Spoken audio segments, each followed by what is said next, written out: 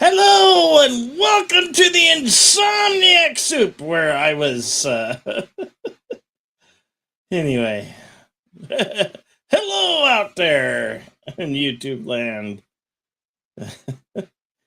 Hey, I want to thank each and every one of you for being here and being subscribed. Hey there, son of red shirt. Good to see ya. Steven Ranson. Good to see ya. DH Highs in the house. Good to see you. Yes, son of red shirt. I hit. I have hit. I'm very close. I'm close to 200, 2K. So, yep, it's another milestone. It's will hopefully be achieved shortly here. It's been an amazing ride. Yeah, I've been under the weather the last couple of days, 3 days or so. So I haven't been broadcasting much, but I'm feeling better now. I don't know. It was some weird bug that I had. I don't know. I don't know, weather change or season. I don't know. It's weird. You know. Things happen. Am I flickering?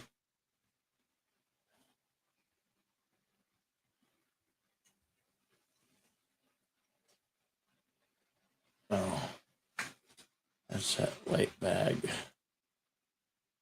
I was looking. How are you doing, son of red shirt? Good to see you. Good to see you. I know it's late. It's Friday night. Well, Friday for me, where I'm at in my neck of the woods. Probably Saturday for the most of you. That's what happens when you live 3 hours in the past and others live either 2 hours or 3 hours in the future.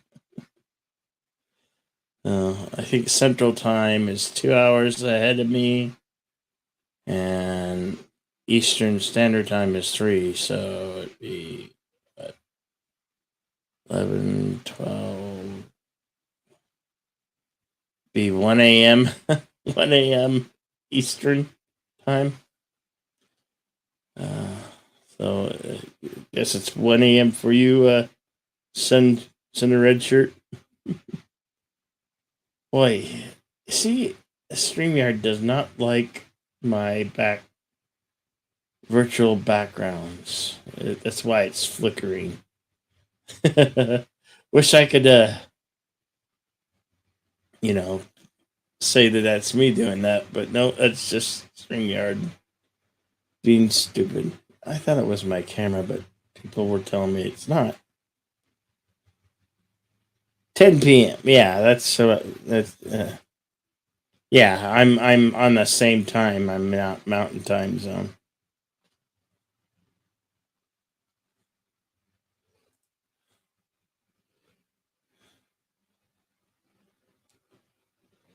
Onward, Jedi Soldier. Thank you. Towards 2K. Yeah, I know. It's been a wild ride. That's for sure. All right, but I'm having a blast. Truly am. Uh,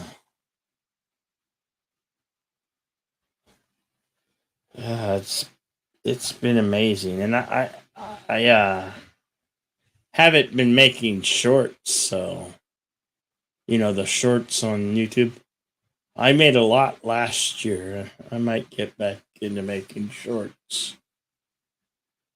It's hard to make. I mean, those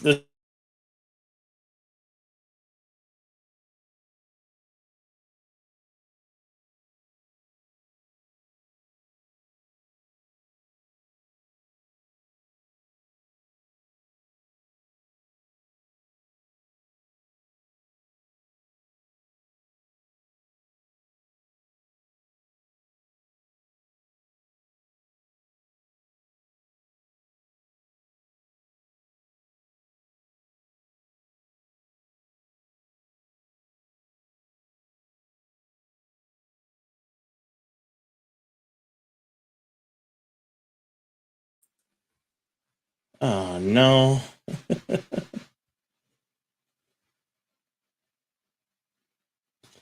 Well, that seemed to help. I need to get something on that wall, but I'm be moving soon, so I need to have a great background. Hey there, son of red shirt. Hello, Jedi. Yeah, How you doing, pal? Can you hear me okay? yeah, I hear you fine. Okay. I was just switching over. Sometimes it takes a second because on the phone I got to shut down YouTube and turn on this simultaneously so we don't get the echoes. But never mind that. 1800 on the cusp Yep. of 2K. Can you feel your heart go pitter patter?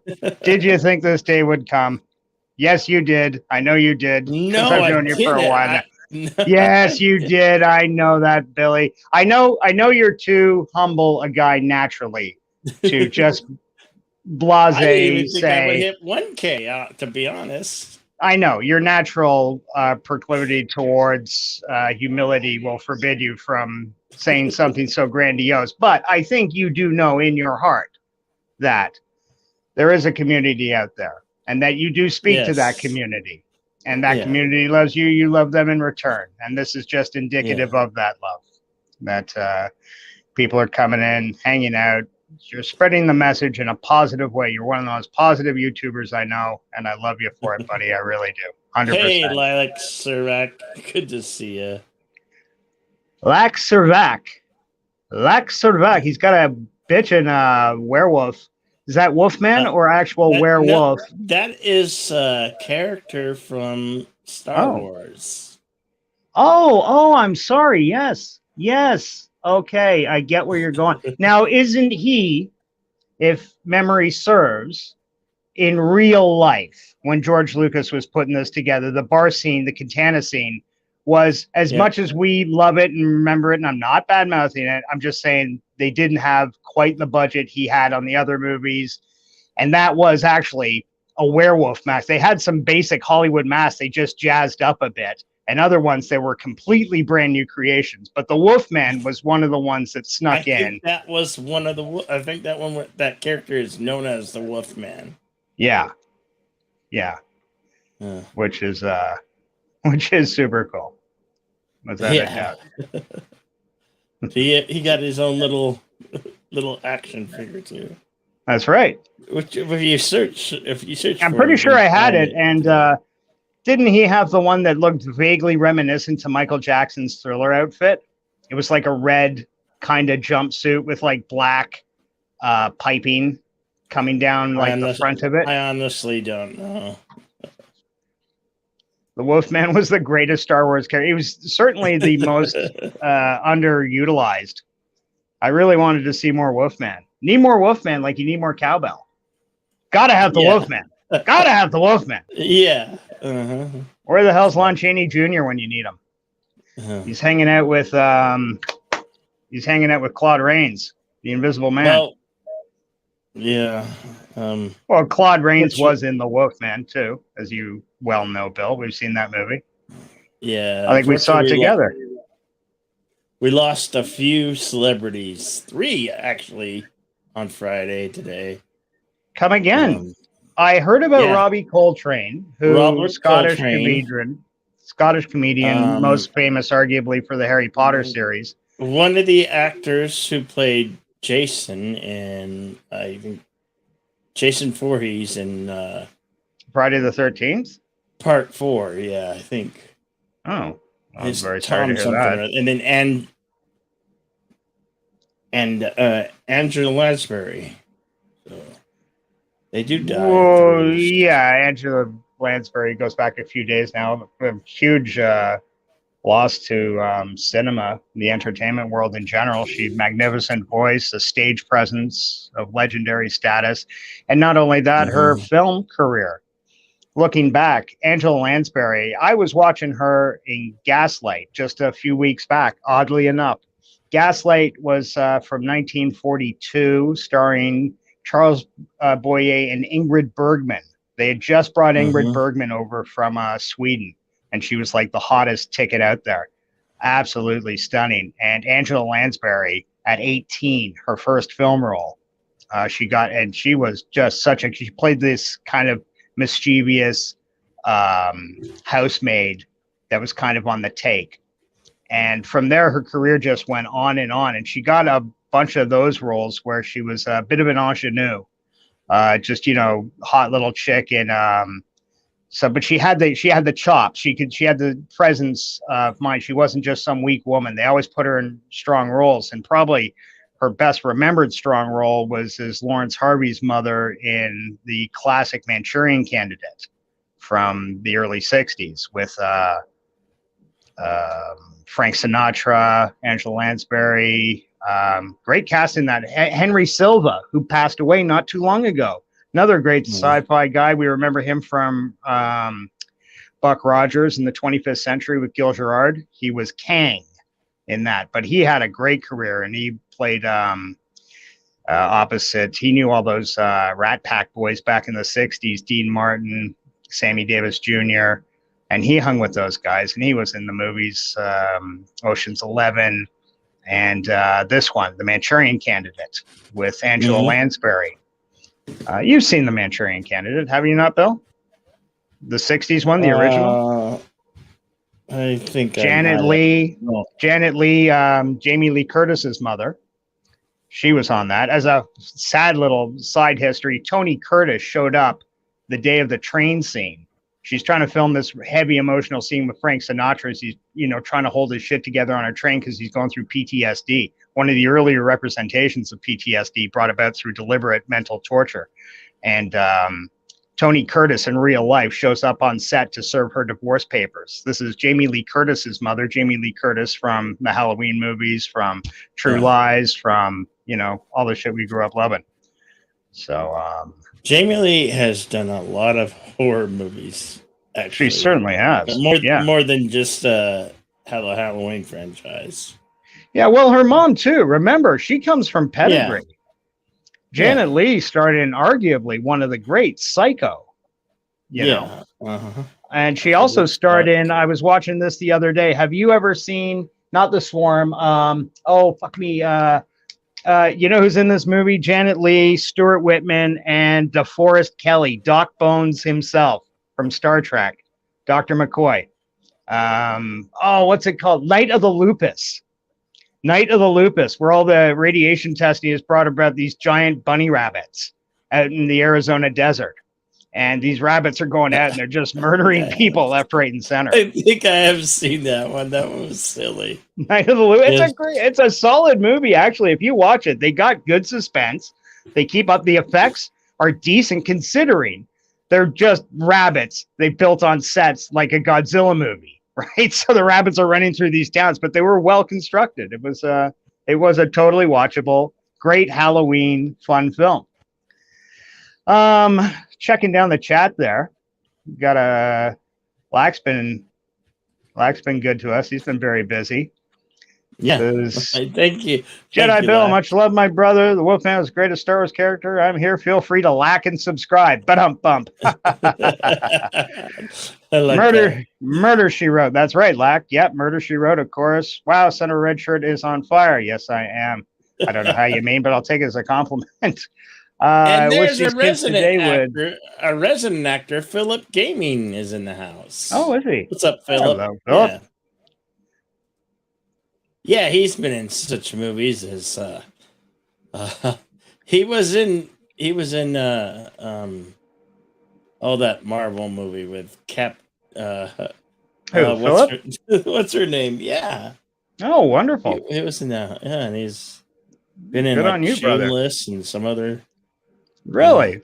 Oh, young working actor. Good on you, mate. Good on you. Yeah. That's not an easy gig to hold down. I know. You got to have a passion for it, without a doubt. Lack was writing. He says, "I wish these kids today would watch some real films." You and me both, brother. You and me both. Yeah. I hate seeing them bitch about some of the garbage that's out there, and they still haven't seen, just thousands. But you can get thousands of classic films for free on YouTube.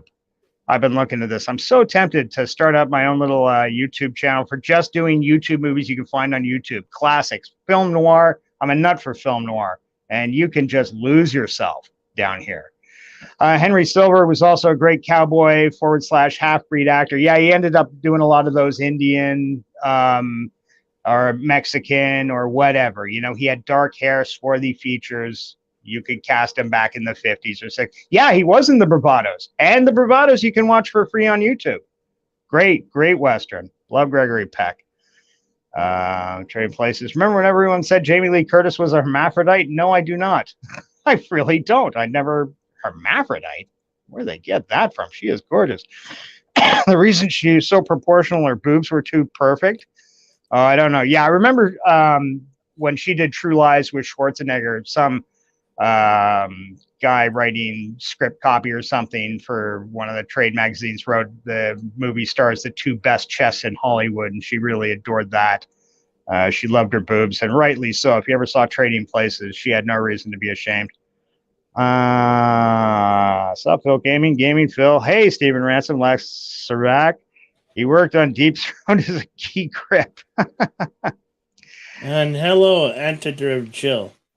Is it me? Because on my YouTube feeds seem to be buffering. I can't get it. So if you guys are hearing me, I'm hearing you fine, good. Billy. Okay. No, yeah, I mean 100%. out there in YouTube land. I mean, okay. For those who are watching, because on my separate tabs where I have the YouTube open to this stream, it's doing the buffering thing, and I keep refreshing, and that's frustrating. And I don't. I just want to make sure that you all can at least see or hear me. You know, I see your avatar clear, folks in the chat. If anybody's having any difficulty, please chime in. Bill would love to know. Yeah.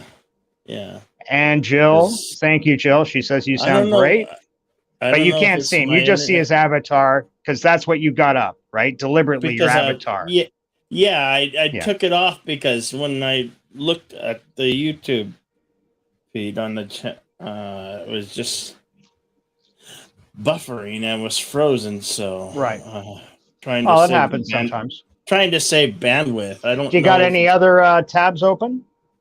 Anything else cooking on your computer? You're editing in the background or something? No, but my computer could handle it. That's the thing. It can handle it. It's fine. It just. Pad Wannabe, welcome, buddy. How you doing? And Pad Wannabe. Welcome. Shiftygism.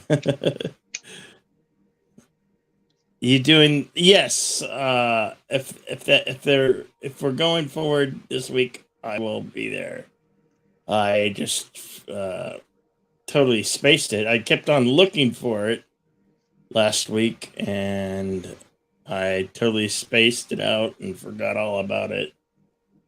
It wasn't there when I need to. That's the thing when I deal with a time jump between time zones. I'm 2 hours behind, and they're 2 hours ahead or 3 hours ahead, whatever.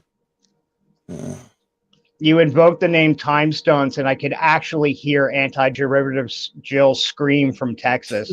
Not the fucking Time Stones! No! Yep, happening as we speak. You broke her. You broke our Jill, Bill. Well. So, Billy, any plans for this weekend? What crazy things are you up to? What's Sunday cinema going to be this week? I'm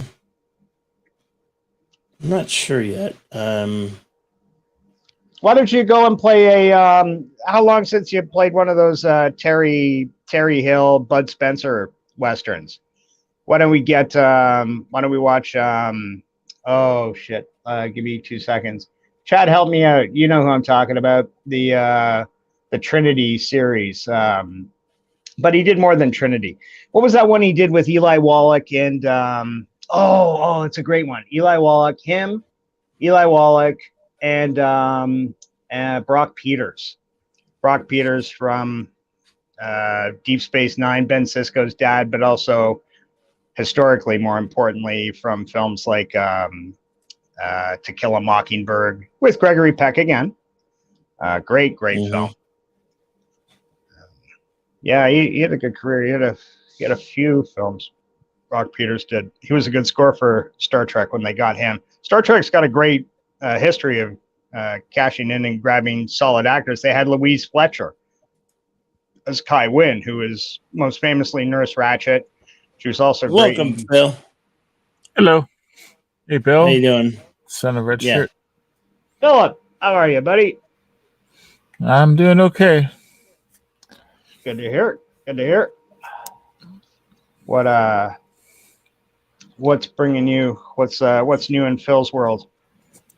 See, the latest thing I did, I worked at TwitchCon over the last weekend. TwitchCon. What is TwitchCon? It sounds sexy as fuck. Is it as good as my thoughts are leading me to believe? Wow. I wish, but no, it's the streaming service convention called Twitch. Oh, okay. So the anti-YouTube. Yeah, The negative I heard a lot of people are so unhappy with Twitch. Did you Really? get screamed or food thrown at you? at the convention. No, what? Okay. I don't remember Yeah. that happening. No, I never because heard anything like that. Because What's wrong with Twitch? I hear it's Yeah. rumored that a lot of because Twitch is not allowing the content makers to get any money. They're basically almost taking monetization away or something like that. And Oh, I heard there's some controversy with Twitch, but I don't know the details. Yeah, well, there always seems to be some controversy with any streaming site at any random time. Not taking sides, just saying that, it always seems to be something. Twitch, I heard, was a good alternative for a lot of people that are dissatisfied with YouTube. That's why I was a little surprised, Billy, when you came up with that. So, okay, so people are unhappy with Twitch too. So, Shifty Jism commented about one thing that did happen that made the news. A adult film actress got injured at TwitchCon, and there was a game where you hit somebody into the foam pit, and a adult film actress hurt her back or lower back and had to get stretchered out. I saw that. I saw the clip of that on Hofcast. And I actually was working right across at the booth, right across from it at the time. Yeah, that looked painful. She did a full-on butt down into what she thought was a foam pool, and the foam gave all it could, and she hit carpeted concrete, like about 12 inches below her. That pit was not deep enough. There was no way that pit was going to work. Well, was it just like a stupid mistake, a bad luck mistake, it was a negligent mistake? Yeah, it was a negligence mistake on the part of the people who put up the display. They never should have let her jump off. She took a full-on jump, like 5 feet off the deck, and landed butt down. Okay, but into what? Into these foam blocks, but there was only like 12 inches of foam block before it hit concrete. Right. Now, why would she do this? What was jumping setup? into a deep pit. She thought she was jumping into something she could bounce off of. Oh, and, okay. Nobody stopped her. Okay. What led her to believe it was a deep pit? Drunkenness, mental health. Who knows? Yeah, I'm not trying to, honest Steve, I'm not trying to take you to task over this. It's just this is the first I heard about it. And I'm trying to get some framework as to why a woman would randomly jump into a pit of foam blocks without, anybody saying, hey, that's not actually a pit. What are you doing? At first glance, it looks like it's a safe place to jump into. Right. Mm-hmm. But if you really look at it, it's not very deep, in my opinion. Yeah. Shifty gives him saying a 3-inch rod inserted to repair her back. Wow. Yeah. That must be why they didn't call me, because they didn't need a 4-inch rod. I mean, wait, no, I didn't.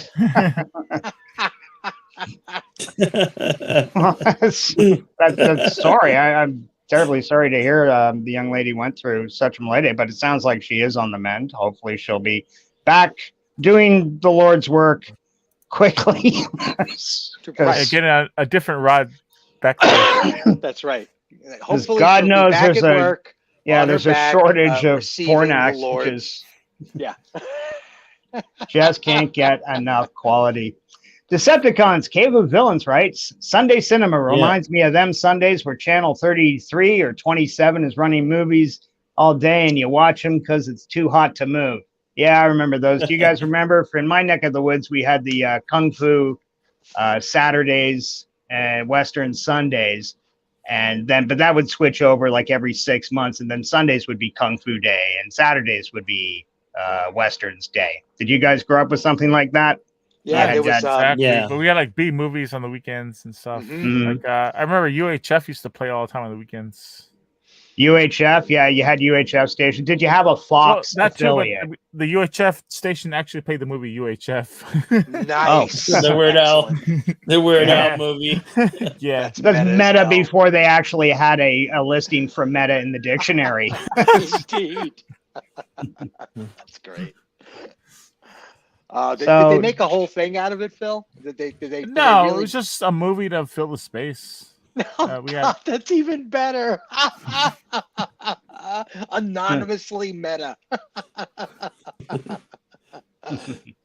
Time Stones. I said, And Fox used to do those B movie too. It's like I remember late 80s, early 90s was a movie called The Tower. I don't know if you guys remember that. It used to play on TV. It was like a TV movie presentation. Was that like a knockoff of the Towering Inferno? Like it was an earthquake movie and people were stuck in a No, tower? It was a smart skyrise building with a smart computer that Okay, ended up okay. killing people in the skyrise. And, Yeah, you know what? I've I seen that do. one. I think that might be Canadian. I Ah, think Hell in that's the that building. bad. Paul Reiser, the guy from Mad About You, and Paul Alien. Reiser, okay. Yeah. Oh wow! I wonder if that was around the same time he did Aliens. I think no, he did it after. I think. It Okay. was like early '90s film, like '90s. Yeah, because remember he went into after Aliens, he lucked out with that Mad About You. He did Mad About You for like 8 or 9 years. That was a I hit. loved that show. God, Oh, the yeah. two of them together were solid gold on screen, man. Yeah, Their banter no, they was had just they had great priceless. chemistry. Mm-hmm. And what's his God. name? Discount Jeremy Piven. His buddy. He wasn't too bad either. I've seen him in a bunch of things. The other, wasn't he in one of those Goonie movies? What's his name? The guy that was his best friend. Oh, I whatever. don't remember. Oh, hi, Jill. She gave me a But shout yeah, out. that show She had did. some really good stuff. Her favorite krill, Phil. Well, I would like to think so, but Jill's in a- favorite krill is Phil. Do you I like was in your a krill screen with used- dill, Jill? Do you like your Phil krill with dill, Jill? I wasn't Jill? on a screen used to krill, but I was behind the scenes krill. You're behind the scenes krill. Mm-hmm. BTS krill. That sounds even more intimate. What secrets do you have to spill Phil. I was gonna do about your time as a krill? Hopefully, I'm still gonna do an interview with Orville Nation. Oh, PJ. that's um, very cool. But Cool. I worked a day. Oh, I worked season 1, and then season 3, I worked as a krill on the Orville.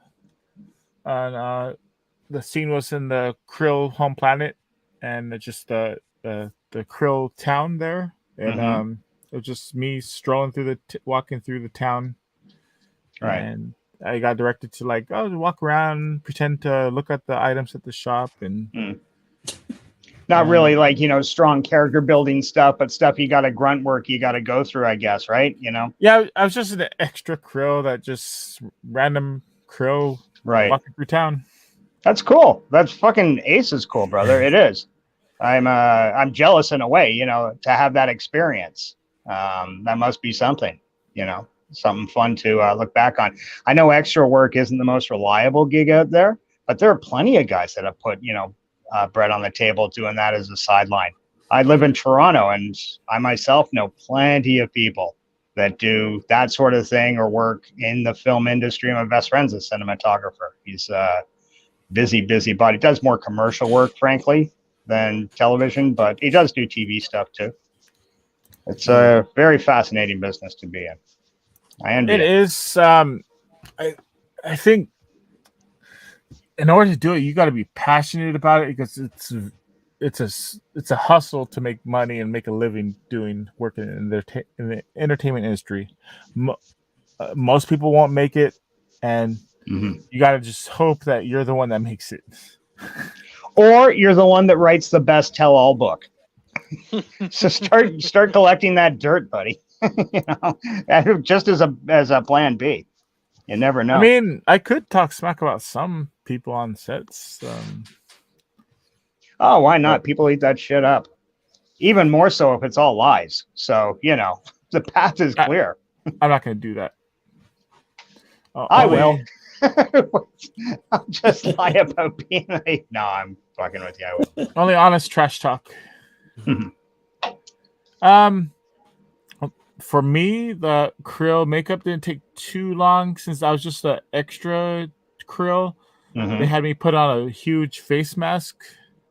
Mhm. So they just put makeup. I'm trying to remember exactly. You weren't like camera ready makeup. You were camera distant makeup or whatever they call it. Yeah. So you wouldn't pass close inspection, but you know, as a background guy, no problem whatsoever.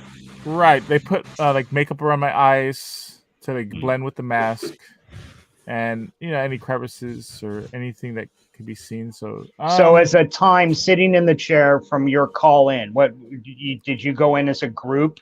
Did you like the people that are getting your level of makeup go in kind of herded together and just you get jackets put on you and your hoodies or whatever and your touch up? How does that work? Yeah, there was a lot of us, so we were herded into small groups. Like, all right, now we need 4 or 5 of you. Now go and get your masks. And like, all right, next 5 or 6 of you come into this room, get your makeup. And from the time they put it on you, like, do they put it on you or they hand it to you and then somebody just finishes you off? No, you need help from the makeup people to put on the masks because they're delicate. You tear it and you ruin it. So you need help putting it on. Yeah. And from start to finish, how long would you say it took you to get before you were turfed out in front of the camera? Maybe not turfed out, but ready to go. If I remember right, I'm just since it was February 2020 that I filmed this. So this is like right before the pandemic. Phil, I apologize. What I meant by the question was actually in makeup. How long did it take you? No. I'm trying to just saying that it's been over 2 years is what I'm trying to say. Trying to remember. I'm trying to remember. I'm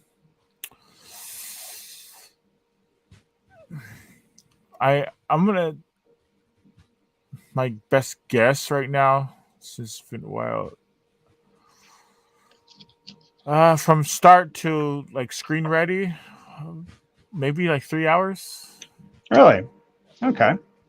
And this is because you had like 4 other guys with you at the same time, so they're trying to get you all done, ready at the same time, and you only had a couple of people working. They probably had like 4 people like doing makeup and 4 people doing costumes, or maybe more than that, but like for the extras. Yeah. And do they make you guys get ready way early so that the other people coming in have it a little easier? Yeah, usually extras they want ready first because there's a lot of us, so they want us to be ready, and then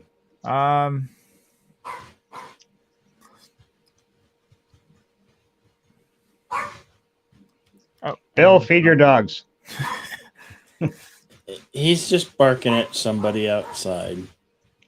Yeah, he's barking the bark of a hungry dog, hoping a passerby will feed him because you obviously won't. No, he's eating food. Trust me, he's fed. I'm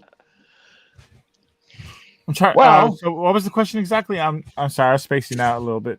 That's okay. It was a math question, and one I didn't have the answer to.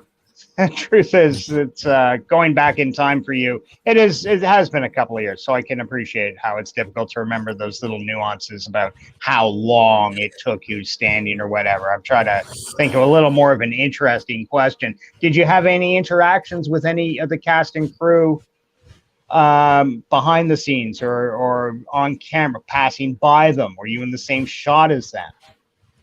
Anybody I would have heard of? Not up close. I was like literally background. Right. Okay. Fair enough. I did see Seth MacFarlane somewhere on set. I think he was in a suit. Mhm. He wasn't Like there a normal as an actor. He was there as a totally- producer or director. Yeah. Like a contemporary suit. He wasn't in costume. He wasn't in costume. He wasn't there as an actor. No. Okay. Okay. Well, that's pretty cool. You know, you're getting out there and doing stuff. What about any other current films or anything? I heard somebody mention you were in what was it? One of those Captain America movies? Yeah, it was Captain Marvel.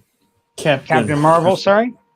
Captain Yeah. Marvel. That's the one with Brie Larson, right? Yes. And what did you do in Captain Marvel with Brie Larson? With Brie Larson? Well, actually, did one scene where they had her walk by me, and like she gave me like the evil eye, and like I look at her, and then she just walks by me as I'm Ooh. there at the subway station. Yeah. Did it make it into the final cut? Yeah, even the trailer. Really? Nice. Oh, that's so cool. Is her ass as bouncy and juicy as I hope it is? Oh God. Well, the costume helps. So gross. I'm being I a mean- little facetious. I heard she's taking quite the ribbing for not having the badonkadonk, which I really didn't know about her until this Captain Marvel movie. I knew nothing about Brie Larson, to be honest with Nobody you, wants except to she see was. her anymore in Marvel or that role again. I don't. Well, I think- did. I read somewhere that she's out. I don't know if that's a rumor or not. What? I mean, lesbian? No, she's out of the Marvel thing now. Oh, She's oh. left the role. They meant out of the closet. No. That nothing that interesting, unfortunately. But no, she's I left think she's. I think the she- Marvel 'cause she's Cinematic got Universe. so much backlash, and she just so not. Well, did you received. ever watch those interviews the she public. did with the cast from the Yeah. Avengers? They were horrible. Yes. Yes. Wow, they those hated- people they had couldn't no stand- chemistry. They couldn't stand her. Yeah. Hey, Nick, what's going on, Nick? What's up? What you talking about? I just joined, so We are talking about Captain Marvel and the dreadful Brie Larson. oh, In passing at Yeah. least. Yeah. Yeah. Yeah. Conceivably so, because we don't know anything as to her future. That was just came up. But as for her ass, I don't have a problem with it. I don't need a big booty on my girl. Yeah. Yeah. I like big butts, and I cannot lie. You other fellas can decry, but when a girl walks in with an itty bitty waist and a round thing in your face, I get sprung. Come on, boys. What? I And think Queen that's- would apparently agree with you. So I think that's actually I'm She-Hulk's hooking- motto right now. You know, I haven't watched any She-Hulk yet, and I'm going to. I'm going to sit down and give it a shot because I'm listening to certain people on one side of the fence scream that it's absolute garbage. And actually, the only person I hear saying anything positive about it is a guy we all know, Scotty R37. Nice guy, brother Canuck. He hosts the Phantasmagorium show. Does work with Jill, who's in the chat here, who can attest to his character. Very pleasant, amiable chap, if there ever was one. They do a wonderful bi-weekly show, or they just starting up one with is Scotty on UFO? Jill, if you're still there, you can back me up on this. But if you haven't checked it out, check it out. And also, did you see Jill's interview on King Dolphin TV? That was adorable.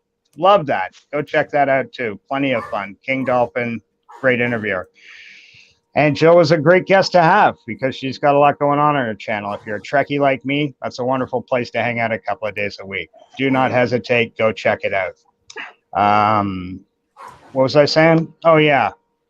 I'm a very handsome man. No, I wasn't saying that. I was thinking that because it's true. I like to think true thoughts.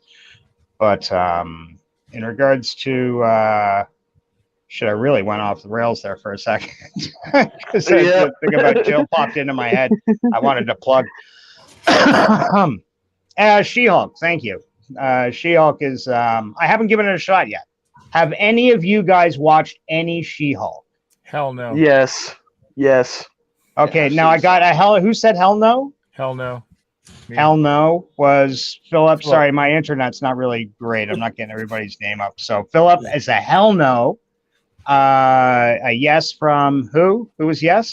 From Nick me. the Bounty Hunter. Bounty Hunter. Yeah. Bounty Hunter. Okay. And I've seen some. And you've seen some. So we've actually got somebody that's watching, somebody that's seen a little, and somebody that is a hell no. I'm going to start with a negative before a positive. Philip, why hell no? Why such a visceral reaction to something you haven't seen? I'm curious. Well, I've seen clips here and there, and and seen reviews. Mm-hmm. So everything I've heard of, every clip I've seen, just about makes me not want to watch it.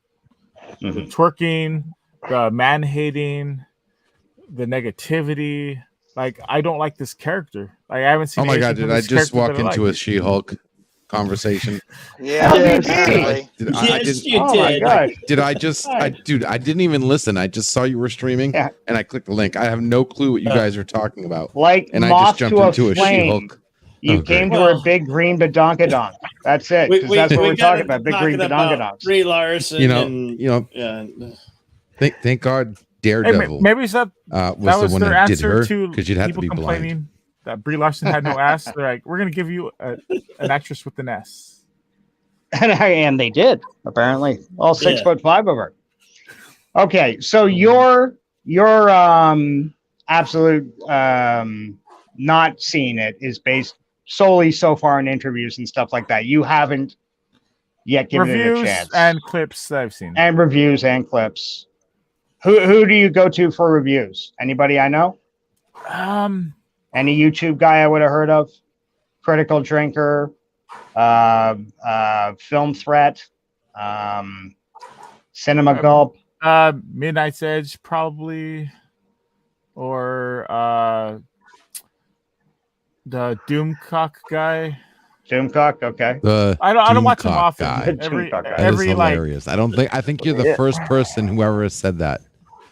That Doomcock guy. Well, That's like- yeah. Yeah, that president's guy, the George Washington guy.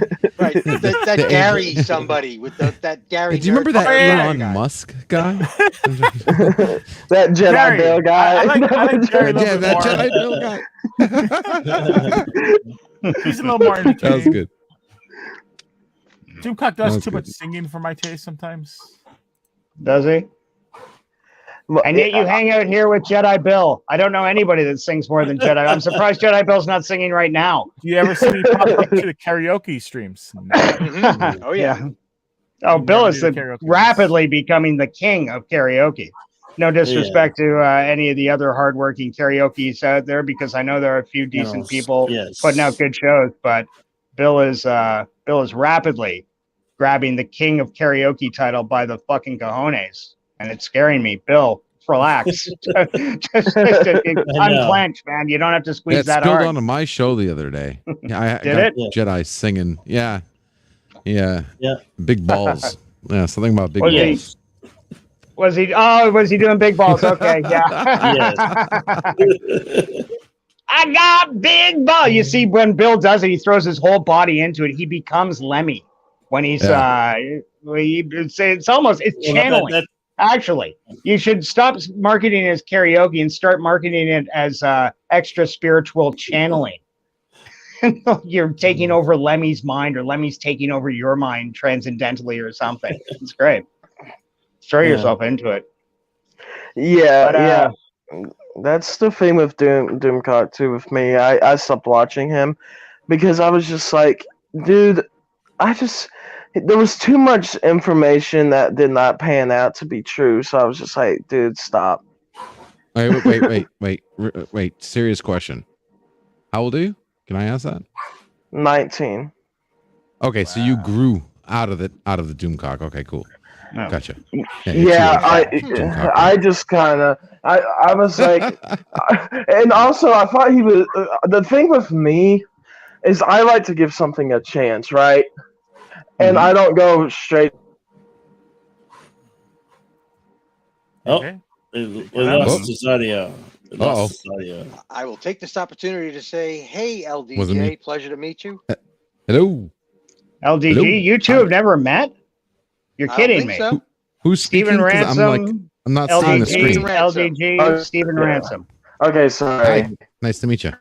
No, yeah, yeah, no, but that's what, yeah. But I go with different opinion. I like to have some different opinions sometimes because I think things are better than what people say. I think things are worse. So it's just it depends. But it's like there's some things I agree with and some things I don't. But mainly just people that were talking all these rumors and stuff.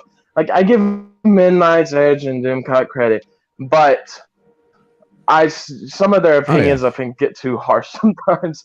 I think there's a bit They gotta make too, money. like Yeah, it's They hate gotta for make oh money. I know yeah They're hate the for same. click. The same reason why I don't watch Hulk in Yeah. the first place is because the people in charge don't give a shit about you. They Right? care about money. They don't Well, care about you. Did yeah anybody No matter else how much see you those- think they care Yeah, about but you, that's no matter how much to they be fair, they LDG, that is virtue true signal since the conception of Hollywood.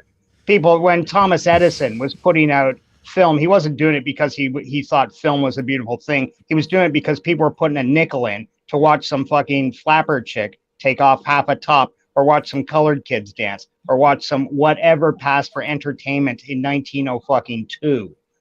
Thomas Edison had the lock on that. Yeah. People forget about that. He was a fucking pirate. Motherfucker had an army of guys that went out to other film shoots, smashed up competitors' cameras. He tried Yep. to Mhm. he tried to copyright perforation in film, so nobody Yep. else could use a real system for their film. He would have crippled the film industry just so he could put out Nickelodeon films. Didn't give a fuck about making a feature film. Never had an interest in it. well, that's the That's problem. the reason why That's the Los freaking Angeles grew. He was on the East Coast, and LA wanted to get away from Edison and Kodak. I mean, I'm thinking Kodak, not Edison. Right? He was tied to that. I forget. Well, anyways, Hollywood. Yeah. Okay. Sorry. Go They ahead. wanted to get away from the East Coast and Kodak, so they grew on the West Coast. And, Yeah. which is ironic. Is a few years ago, Hollywood is trying to save Kodak from going bankrupt. Yeah, well, that's the way It- history goes. a lot of Yeah, times. it's cyclical. Sometimes like, your enemy becomes your friend, becomes your enemy, becomes your friend. It's if you're Become a around long slave enough. state. Yeah, basically. But yeah, like yeah. Thomas Edison, if things were left up to him, the movie industry wouldn't exist today because he was a pirating evil motherfucker that was only out to make a buck. Hollywood's always been like that. We got to be able to separate the artists from the money people. We need the money people, otherwise the artists are useless. Mm. Somebody's got to bankroll these things. Yes. It's been I that would- way forever. I wouldn't call Thomas Edison yeah, and a business person. He's more of a mad scientist. Yeah, but he was a ruthless Yeah. business person. Like he applied the most basic. He literally had a small army of henchmen, Right, literal yes. henchmen that he Yep. sent out, dispatched to go to films, to destroy, to shoot holes, literally using rifles. He had marksmen. That would it would be a great shoot a guy's fan fucking film camera. to have Batman intervene on Thomas Edison's actions in the movie theater. Like that would be a really cool movie. Like, But get this, you know how he shows lost the up there? patent? He's a supervillain, mad scientist, the projector they call him. Yeah. That would have been a cute little thing. You could have gotten some old fucking Glenn Ford or something to play him in the 60s before his final heart attack or whatever. It would have been a There's great a role similar for him. story with radio too. The original inventor and the guy who really pioneered it, the guy who actually put up telephone wire to make Mhm. sure that the radio system worked properly, and Yeah. he eventually wound up penniless to the guy who basically was his partner in the beginning. Right. And yeah, but history still founded an industry, and sacrifices were made, omelets, Yeah. before the empire, and so on and so forth. Well, yeah, but there's that common phrase: history repeats itself, and it always does. But because you it's know, still being operated by man. I mean, it is high. It is Yep. our history, so, and we aren't changing too much. So, of Right. course, it's going to be just yeah, better yeah, with better but lighting. yeah, Keely no, but like Chow. the thing Keely that Chow has wandered yeah. into the chat, Bill. I know you Yep. guys. Oh, I see you down there. I'm late in reading. I just noticed that. Sorry, I didn't mean to interrupt. I always like to Yeah. say hi to people when they come in, though. Watch The So- Current War. It's about Edison, Hello, Tesla, and that other everyone. dude. Came out a few years back. Decent movie. Watch The Current War. That's the name of the I've heard Current that's great. War. Yeah. Yeah, I've seen that. Edison, Tesla, and who else? Edison, Oh, Tesla. Probably Westinghouse. Yeah. Okay. yeah. Bell? No, it wouldn't be Bell. Well, he might be at least discussed. I think it was a little before that, though. Anyway, yeah, probably would be an interesting little historical. I do dig those. I know they're never 100% accurate, and it's infotainment. But fuck me, if they do Yeah. them right, I do love a good historical drama or Yeah. those retellings, those convenient retellings where Right. Oh it's yeah, not I love 100% yeah. accurate, but yeah. Oh, have you seen the Marilyn Monroe one? That was horrible. Yeah, no, Well, when I they, hear when they it, really dragged her through the gutter on that one. yeah, like I'm not Man. interested in slander jobs or shit like that. Oh, Hey. slander. That was bad. One of my I worked as Poe. an extra on that too. Did you? Poe, thank you for that super sticker. $2.99 Poe, super Poe, Poe. sticker from Poe. Oh. Huh. So Of a Guys- dancing hippo. just bringing us back to what we were talking about Yeah. before, because LDG came in a little late, and Steven, I did want to get to his thoughts regarding She-Hulk. We heard Philip say it's a hard pass for him so far based on what he had to say. Nick Yeah, I was just about to get into it as well. I know you were, but you're definitely next, but I did want to get where LDG fell down on what side. Has he seen it yet or not? And if not, is he going to give it a chance? If so, A Hulk? what did he? She-Hulk. She-Hulk. Yeah, no. Yeah. Yeah, I could spell it Hulk. Okay. Yeah, pronouns my ass. No, not gonna watch it. I just lost faith, dude. I don't care. The Hollywood doesn't care. I don't want to. There are more important things, but that's me. Don't worry about that. You guys want to watch All it? right. That's cool. I just don't want to waste time Mhm. with TV shows. Like I'm too old for this shit. Okay. Yeah. They're bad shit Oh, going yeah. on right now, and I'm trying to free the net that actually help people. Than Yep. to waste my time talking about TV shows made by people who don't give a flying shit about you. Yeah. Which is That's the most important point thing. I want to try and make. Are you familiar with the episode 9 that just came out with the season finale? Has everybody heard? No, I'm not. But I know the other ones. I'm- Okay. So, Nick, do you mind if I put out some spoilers? Spoil away, Okay. man. Okay. Cool. What are you So- spoiling? This episode 9, the finale. The finale. Ah, man, I haven't seen any of it. No, I don't want to hear this. Are you I'm going going to? away. Do you mind if I spoil? Because it's going to be spoiled no matter what. If you're looking around on Twitter, No, You're I'm gonna just start going to to go see away. memes I of don't this want to shit. hear it. Yeah, like, because I haven't given it a chance yet. Like I said, I've been waiting for it to finish to sit down to binge watch the thing, because Oh. that's the only way I'll make it through it. If I like the first 2 episodes and keep going, I'll keep watching. So I don't want to miss it. So I'm going to bow out for just a minute or two here. I'm going silent, but I'll be here. Okay. Okay. So episode 9 is almost a full-on troll. It starts Yeah. off with a remake. I've heard that. It starts off with a remake of Her, but it's the 1970s Hulk TV show. Like it's an Mm. exact duplicate of this, even the storylines and the plot devices and the set pieces, like shot for shot in the same camera style, right? Then it goes into the episode. She's in prison, and by the time the story gets rolling, she's basically standing there yelling at the camera, going, "What the heck is going on here? Why is this story not about me anymore?" Because literally every single Hulk formation shows up on set and starts fighting with each other in an all-male club, right? Yeah. And she starts complaining about it. So she quite literally breaks through the fourth wall of somebody pausing the show on the Marvel Disney Network Like the Netflix screen shows up and she pops out of it and goes into another window called behind the scenes and starts talking to the frickin' writers. The writers have literally inserted themselves into the plot line at this point. And then they say, well, we have to obey Kevin. So she goes to see Kevin.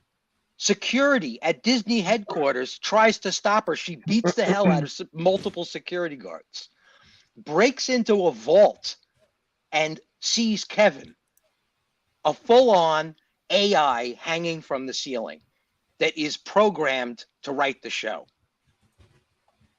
Like, that's what's going on at the end of this series. What? Wait, what? Yeah. It is probably They it's Matrix Disney for that basically shit. like holding up the middle finger to the camera the whole show. I think they got the wrong character. I think they meant for this to be a Deadpool thing, and they got the wrong thing. I think this was a different script I entirely. agree with you. If they had gone full on Deadpool and really rolled with it, like everybody's smirking at the camera, because Wong Yeah. literally breaks somebody out of federal superhero prison. Is this real? I can't This believe really this. happens. I've seen the episode reviewed multiple times. This is what happens in the show. What the? Man, The guy I'm glad I who's in didn't charge watch of the this. Illuminati is some 5'3" guy who injects himself with some serum stolen by one of her boyfriends, turns into a Hulk, and starts a fight with the real Hulk and Abomination in an all-male club. I am What's up, not even freaking Fitz-Jozo? joking. And then Daredevil and Jim fucked last episode. No, she keeps requesting the whole time, I want to go see Daredevil again. I want to see Daredevil, camera. I want to see Daredevil. She tells Kevin she needs to see Daredevil before the end of the episode or she's going to be really, really pissed. Daredevil literally jumps out of the sky in broad daylight and stands next to her and then goes to dinner with her parents. I am not even freaking joking. That's the end of pretty much the end of the show. What? It's like they're fucking with us. Openly telling us to our faces. If you want a good Disney Plus show to watch, go watch Andor, everybody. Jesus Christ. What in the hell is wrong with She-Hulk? Like, what is this show? Like, Andor is so much better. I love Andor. I actually think it's a great Disney Plus show. It's like top of like Mandalorian for me, around there. Like, it should be called National Lampoon's She-Hulk because that's what it is. It's like Yes. it's a Saturday Night Live skit about She-Hulk. It is. But the last episode sounds like something Deadpool would do. Like, I thought Deadpool was about to like pop up and like shoot Kevin in the face or something. Like, what is this? She's sitting on the floor, which the computer is like, oh, you're sitting on the floor now. Okay, you're sitting on the floor then. And then she goes, hey, how about, some of the X-Men? And then she gives a thumbs up to the audience like, I'm rooting for you guys. I want the X-Men too. I was like, you gotta be fucking shitting me. It's just total. The fourth wall was sitting on the ground, bleeding to death, crying for its mother. The fourth wall was done. It's like we were into like multiples of 135, like. Yeah, and this feels like the Deadpool free trailer could have just been inserted in here. Like, hey Hugh, want to play Wolverine again? Like, it's just like, what is this show? Like, this. What? So if you're gonna watch it, you should watch it as if it were Ghostbusters 2016, because that's really what it is. Oh my god. Ghostbusters, the Saturday Night Live skit. Yeah, I've seen like the other episodes and stuff are enough of, you know what I mean. I know everything about it, but it's just like I didn't know the finale. I was just like, but in hearing this, they should have just ended it where she F Daredevil. And then that's the end of the show, right? Or something. Like, just have Daredevil come in the show. Because this sounds like it sounds so weird. So Like, I'm telling Red Shirt in the chat that he can come back now. I think that's it. I'm done with spoiling. We're all done. But that's basically like how insane it is. If you're interested, you should watch it, Nick. Just for the giggles. just for the giggle. I'm Have you guys going finished to destroying for- She-Hulk for me yet? No, No? we weren't destroying it. Yeah, Actually, well- I'm quite charmed by how bizarre this whole. You don't thing need is. us to destroy it. I am. It'll destroy itself. I'm gonna watch the finale now. I need to see this. I actually want to see this. Well, I'm holding out some hope because I heard mention. I just took the headphones out of my ears so I wouldn't hear everything because I wasn't kidding.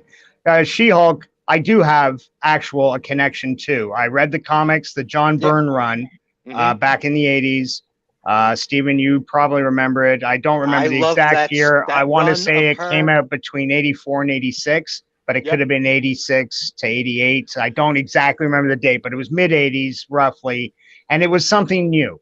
I loved a good, funny comic, and there weren't a lot out there. Comics like Sergio Argano's Gru, The Wanderer, which was Well, his and take on she the was Conan the awesome in Barbarian. Fantastic Four. I mean, She John was. Byrne's Fantastic Four. Yeah. He Oh, yeah. brought her in there as a sub for Ben because he was like, "I'm done," and he just stepped aside for a little while. And She-Hulk joined the group, and Johnny Storm never got ribbed so hard. Like all the time, she was on his ass. It was a great run. There John was also Byrne, some so behind the good. scenes stuff too with that. With Ben Grimm, the Thing was a much more used character in the 70s and 80s than he is today, unfortunately. He was a mainstay character. The Fantastic Four were a lot bigger than they were, as I'm sure, Stephen, you remember. Thing had the Marvel 2-in-1 featuring the Thing. That was a very successful run. Yeah. Oh, Thank you, Bo. yeah. I just wanted to say in the chat, Shifty Gizm.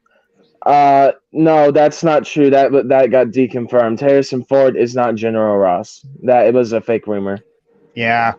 And the Fake leader news. is Fake yeah, news. yeah. In what? Oh, in the new no, yeah. Yeah, that got deconfirmed. Good I later, think he's Poe. done. Thanks I for hope dropping he's in. done. It was fake, Cheers, yeah. Poe.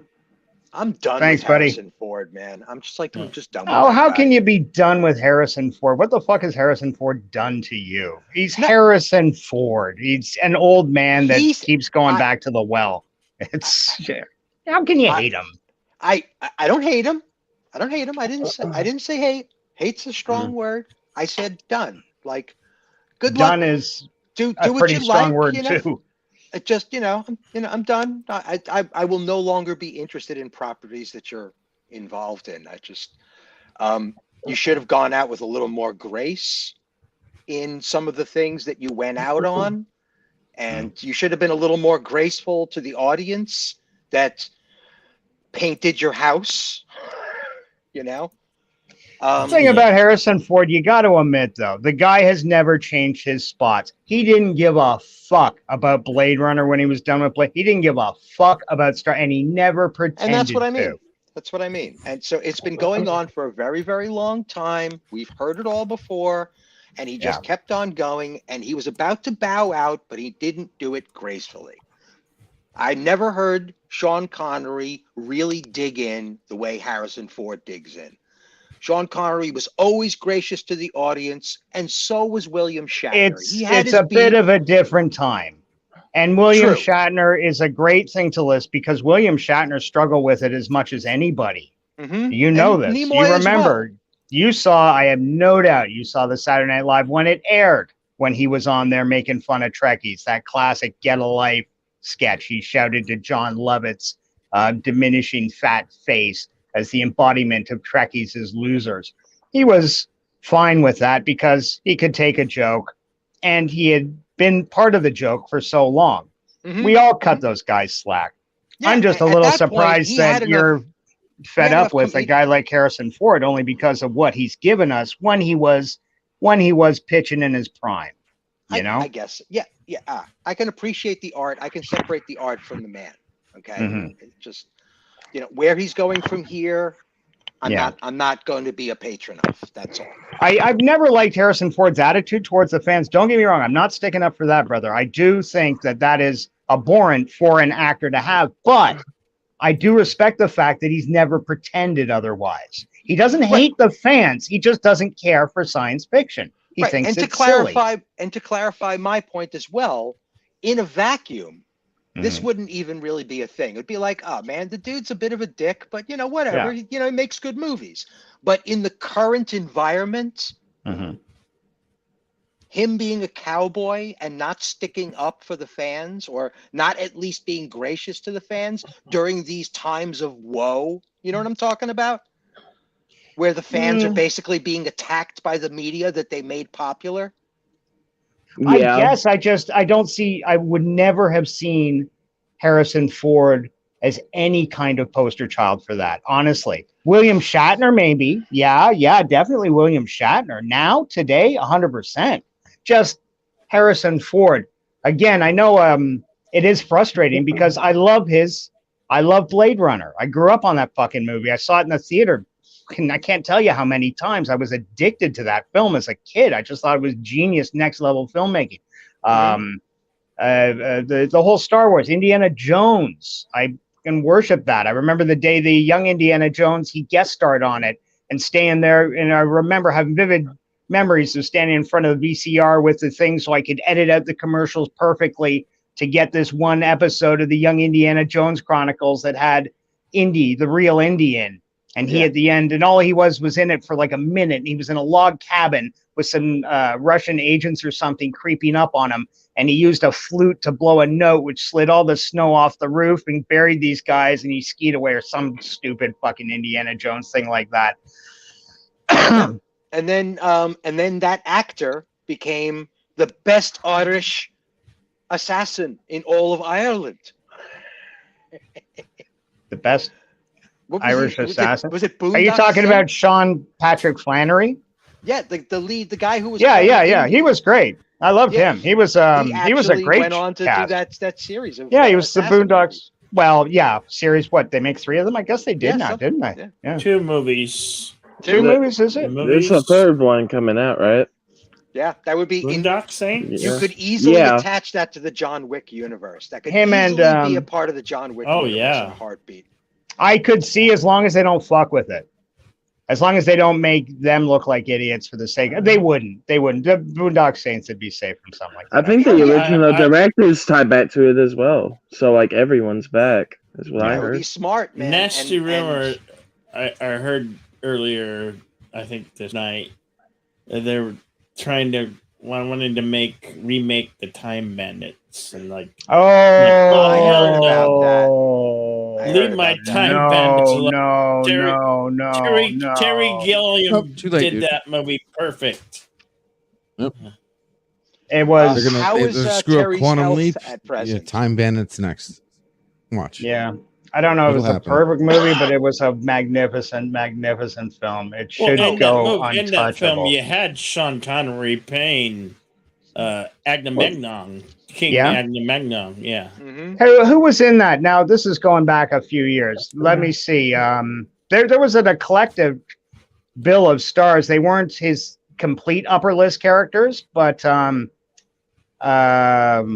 going back with that, John Gielgud was David Warner. Shit, there was a few people. I'm trying to think. Like, it had a cast. When you actually read the cast list, holy shit, he was in that. Oh yeah, that's right. Couple of the Michael Palin, he was in it. Fuck, it's been a long time since I thought about that movie's Hold on, cast hold on. list. Let me pull it up. Yeah, good Yeah. thinking. I'm gonna go to Yeah. bed, guys. Yeah, speaking of Indiana There it is. Jones and the Phil. chat, yeah. Good night, Hey, everyone. Good night, Who's Who's Phil. going? Phil, are you leaving us? Phil Yeah, Damien, for tonight. Bedtime. Okay, Talk to buddy. you Thanks for later. sharing your Holly weird stories. They were pretty cool, buddy. I looking forward to seeing you talk about that on not Salacious D. What's his name? Orville Nation. Orville. Yeah, I'll Orville talk Nation. in more detail when I talk to him. Yeah. Yeah, that'd be great. Something to Very look forward cool, to. Phil. So Very besides cool, buddy. Sean Connery, we had All right, good John night. Cleese, Michael Later. Palin, Yeah, Um, thank you, John Cleese, Michael Palin. That's right. Tiny- Couple of Tiny pythons. Ross, Ian Holmes, Ian Holm. Okay. Yeah. Catherine Hellman. Catherine Hellman. Yeah, this is the movie. This is what I'm talking about. When you go through the David cast, it's Warner. like, holy shit. Yeah, David Warner, we knew. He's the big bad. Shelley He's- Duvall was in there. Shelley Duvall. Oh my God. Shelley Jim Duvall. Broadbent Who was also in there. Jim Broadbent, yeah, he was loved Jim Broadbent. We'd seen him recently in those Kingsman movies, I think it was, but before that, he did those. Oh, Liam Neeson. You guys, good grief! Even Liam Wow. was in this. Holy Yeah, shit. yeah. There's did anyone hear this news? Recent, we lost Hagrid. Yeah. Yeah. Yeah. We were talking about that earlier. Robbie Coltrane Oh. Yeah. is Robert Coltrane. Yeah. 71, not that old. when he did 72. the- 72. was it 72? 72. Yeah. Yeah. That was. I heard that today. I was like, man, that He was in a sucks. film 25 years ago called The Pope Must Die, but in I North know America, that film. they had to release it as The Pope Must Die It because they couldn't, for some reason, there was some legal injunction against I saying said the the Pope must die. first movie I saw him in was 1980 Scroll. Oh, really? Yeah, he was in that movie. Richard Gondez. I wish I had my glasses. Richard, if I'm mangling your name, I apologize. Richard Gondez Landeros. You all remember the 80s movie called Time Rider, The Adventures of Lyle Swan? I do, but that is a curveball out of nowhere. It came out around the same time as Megaforce, maybe? Time Rider?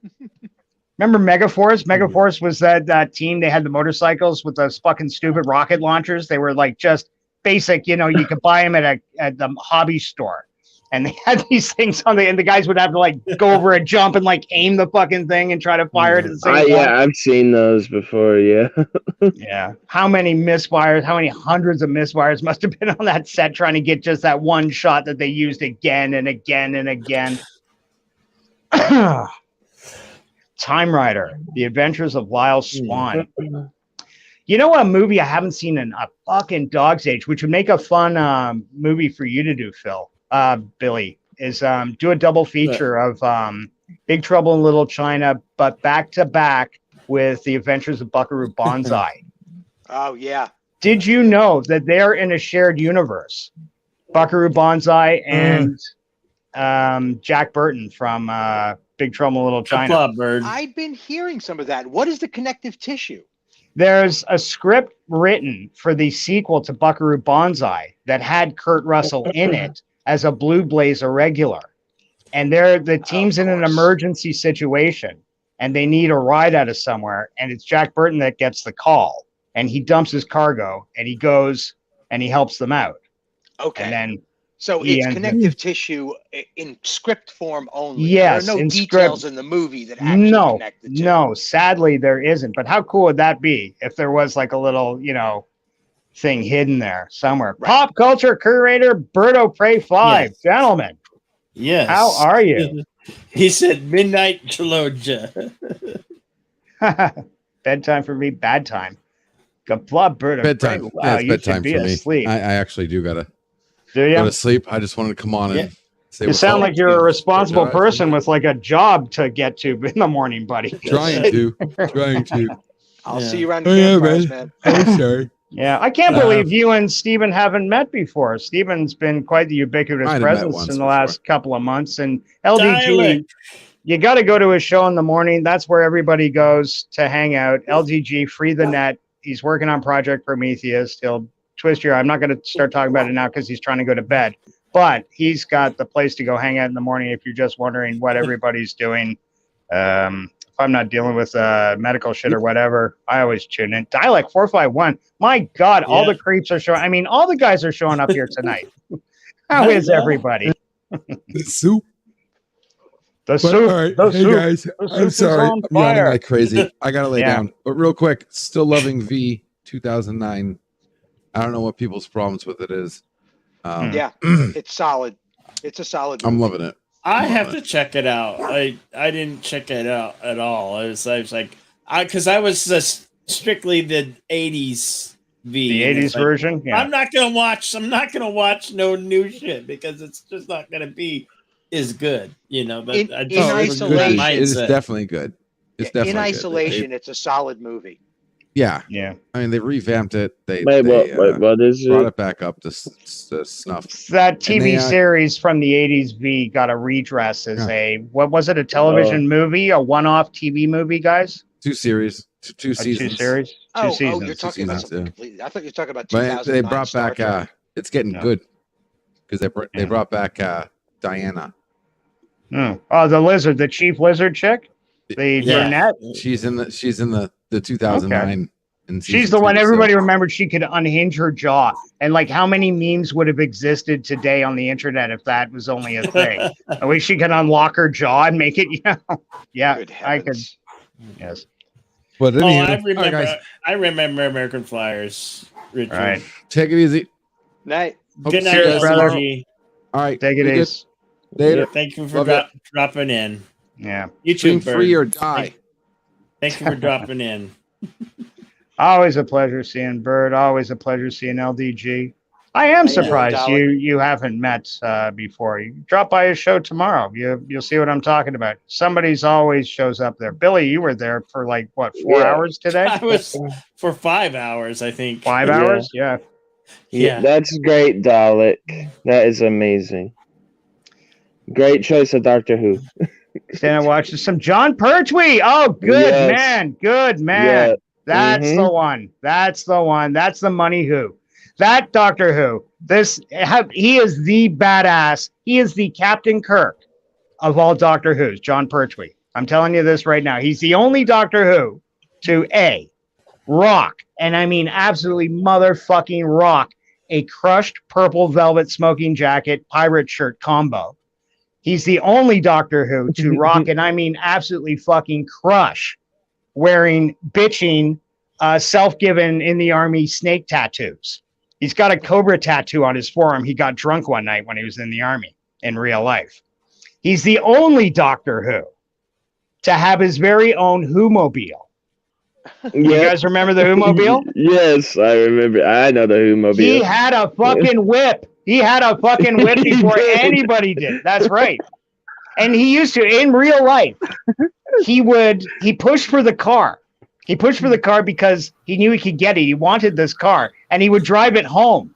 And he said there were these policemen that would habitually stop him, and they would bring cameras so they could get photographs of him in the Doctor Who mobile, giving him false tickets and shit like that. Just an endearing story. His son is what's his name? The other Pertwee.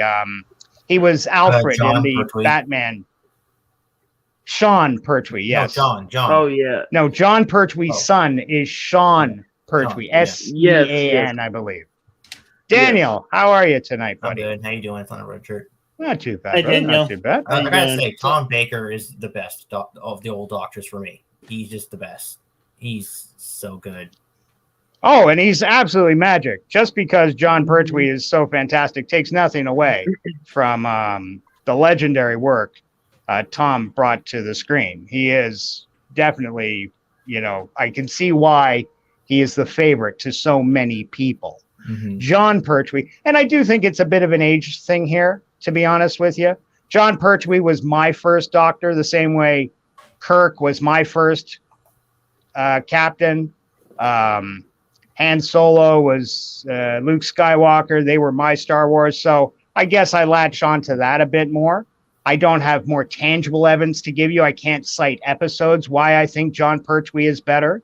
But I always thought John Pertwee was the most kick-ass out of all. He karate chopped people, for fuck's sakes. What other Doctor Who drops the bad guys with like a one fucking blow karate chop? Yeah. There's, I mean, but you also have to say another thing here with John Pertwee. But one of the best masters ever with John Pertwee as well. Who was the master then? Delgado. A good- right? A good master is key, and that's another thing with Who. They've had some good ones, they've had some bad ones. Not Mhm. bad. I don't think it's fair to say bad. I don't think there's anything in Doctor Who to me that rings as bad. Now, I haven't seen any before people start telling me about Jodie Whittaker. I haven't seen a fucking thing about that. I'm leaving that alone. To me, the Doctor is, what I'm talking about. The people we're talking about here. David Tennant is the Doctor to me. And again, I'm not trying to hate on something I haven't seen. Just because people I know and respect said it's garbage, I still feel to be able to call it garbage, I should see it myself. It wasn't So- that good, to tell you the truth. It wasn't the Jodie Whittaker era wasn't that good. Right. That's And the she did- general, she did even some the Venusian- nice. Sorry, mate. She did some Venusian Aikido, but it wasn't like she didn't jump around screaming "Ai" and hitting people. It was like so stupid. She touched somebody and they froze, and it was like, "That's your Venusian Aikido," Mm. and it's so stupid. I'm like, "Come on, man! Couldn't you just get her in a dojo and teach her some moves or something so she can deal with yeah. the show?" Yeah. I mean, my first introduction to Doctor Who, most people's if you're watching New Who, most people are like Tennant, right? But I always the first one I ever watched was Christopher Eccleston, and you are immediately drawn to him as the Doctor. Eccleston did something with the Doctor where you were always hooked, even during a slower episode of his. Eccleston knew how to do it. I think Eccleston was a perfect way to revitalize Doctor Who. Yeah, he was. And I wish we saw his regeneration from Paul McGann to Christopher Eccleston. that would have been great. But they honest. Oh no, it wasn't. The reason why they didn't do that actually is because it was Paul McGann to the War Doctor, and then War Doctor became 9. So that was Day of the Doctor. Yeah, you see, to me, Paul McGann was always a Doctor who fought in the Time War. I always, thought of that, but they created the War Doctor instead and just ruined everything. Yeah, you think that ruined it? Really? Well, yeah. I mean, I was kind of hoping, see, in my mind, I was kind of hoping that the 8th Doctor fought in the Time War, and then maybe when he blew up Gallifrey or something. He got injured somehow. Maybe That's what what got into his TARDIS and shot him or something. And then when he came to Earth, he regenerated into Christopher Eccleston. Mm-hmm. It seems like he did get injured, or he was getting very weak, and that's how. And then he had to and then he became the War Doctor. It seems like he was fighting the Time War near the middle of it, and then the War Doctor took over at the end. It seems like, because if you watch the clip, the name of what is it? Name of the Doctor, or what was that clip name? It was. What's the actor's name that played the War Doctor, or what's the name of the clip? No, it was like name of the Doctor, right? Or something. It was You're something talking about like John Hurt. No, it was when Paul McGann goes into John Hurt. Yeah. Okay. That clip. That showed. I would have loved to see battle John worn. Hurt. Like, who wouldn't have loved to see John Hurt War Doctor episodes? A whole arc. Seriously, John fucking Hurt, the Elephant Man himself, with the fucking chest burster coming out of him. And whenever I think of chest bursters, I think of Fizchozo. Fizchozo, how are you doing tonight? Hey, welcome, Fizz. I'm doing all right. Good to hear, buddy. Good to hear. Haven't seen you in a while. And a few people in the chat, too. David Quintana. How are you, David? Yeah. I hope you're having a great night, brother. Thanks for joining us. Welcome, yeah. Tyler 451's buttering his crumpets as we speak. He's getting his cup of tea in him. I want to ask everyone on the panel this. Mm-hmm. Has anyone been watching Pantheon? What? Say that again slowly, please. Has anyone been watching Pantheon? Pantheon. Pantheon? No, I can't say I have. Yeah. What is it about? Oh, it was amazing. What is it about? What's this? Can you give a synopsis? It's on AMC. Maybe that's why it's on AMC. Now, Steven, can you bring up a synopsis? I've heard of this. I've heard of this. Is this the one where they fall into a hole? No. Oh, okay. No, that's Made in Abyss. Right. No. This is amazing. This show's amazing. I'm still watching this. I ain't caught full call yet. I watched episodes 1 through 4. The show's about human. Okay. Some company called fictional computer chip company called Logarithms managed to discover a way to upload human brains into a computer. Okay. and of course killing a person in the process. And the daughter of one of the scientists worked. Of course, the daughter of one of the scientists who the one scientist who discovered it. Now, Maddie, high school girl, managed to uncover this conspiracy about her dad. Her dad's program as dad's now computer program being used as a slave to do computer work for the company. Do calculations for the company, and and she has to free him. And so, then, but and then in now, spite of the fact that he is already in the machine. yeah, he's a machine now. Okay, so she thinks she can free him and do what for him? Like let him die? Is that No, where she's going with this? So she can continue living with her dad forever. As a computer program. Yeah. Okay. I'm just trying to feel out for what exactly is the what the world entails here. You say that it kills people to be uploaded into the computer. I don't necessarily follow, but I'll take that's part of the framework of the society. That's how it works for whatever reason. When I make a recording of a movie, I don't lose the original recording. But in this case, yes, you do. The original person dies, becomes now, do emotions transfer? Does he still remember her as his daughter and still have love? Yes. So the internet can support emotion. Well, he's he's on a computer. He's on a computer, but he's not the internet itself. Okay, so it's a completely separate system. He's not he's not some powerful entity roaming the internet. It's not going to turn into He is actually, but he's only one location technically. Okay, he can't change bank records or give her $1 million into her account or something. He can actually, but he's a hardware. But if his hardware gets destroyed, he's gone forever. Okay. I have. Yeah. But he is a computer now, essentially. A computer program now. So for Pantheon, is anybody here watching it? Do they know? Have they heard of Fischoso's show? Yeah, Anybody I've heard who's of interested, also, it's available for free on YouTube to premium subscribers. Oh, okay. Yeah, I got the premium package. I can endorse it. It's great. I'll watch AMC, it. though. AMC. So it's on AMC. David Quintana is asking if anybody's watched Quantum Leap yet, and I'm going to assume you mean the new one, buddy. No, I've watched one episode.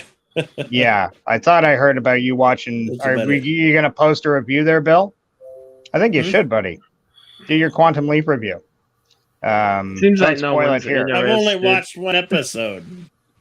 Yeah, well, you need to watch at least one to be able to review an episode of Quantum Leap. Yeah. So you have met the bare minimum. Congratulations. Let the reviewing commence. Dialect 5451 asks, have any of you seen Invasion of the Dinosaurs? That's what I'm watching now. And I'm going to assume Invasion of the Dinosaurs is the title of that Doctor Who run with John Pertwee.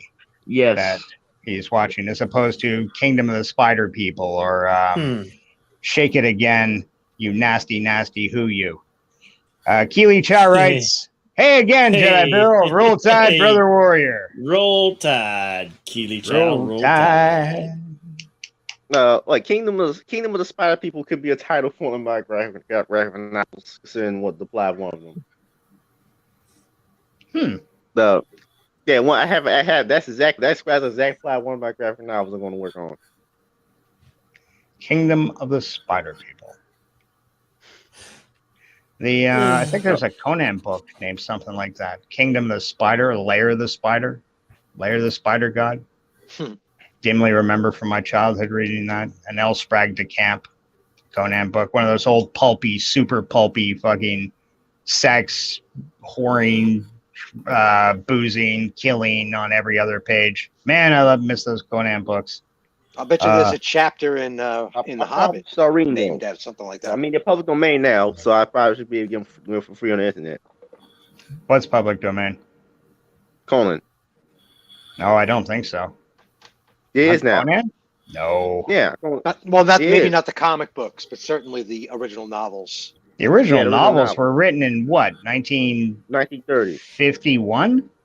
30s, 30s. 30, maybe late 30s at tops, but still, that's less than 100 years.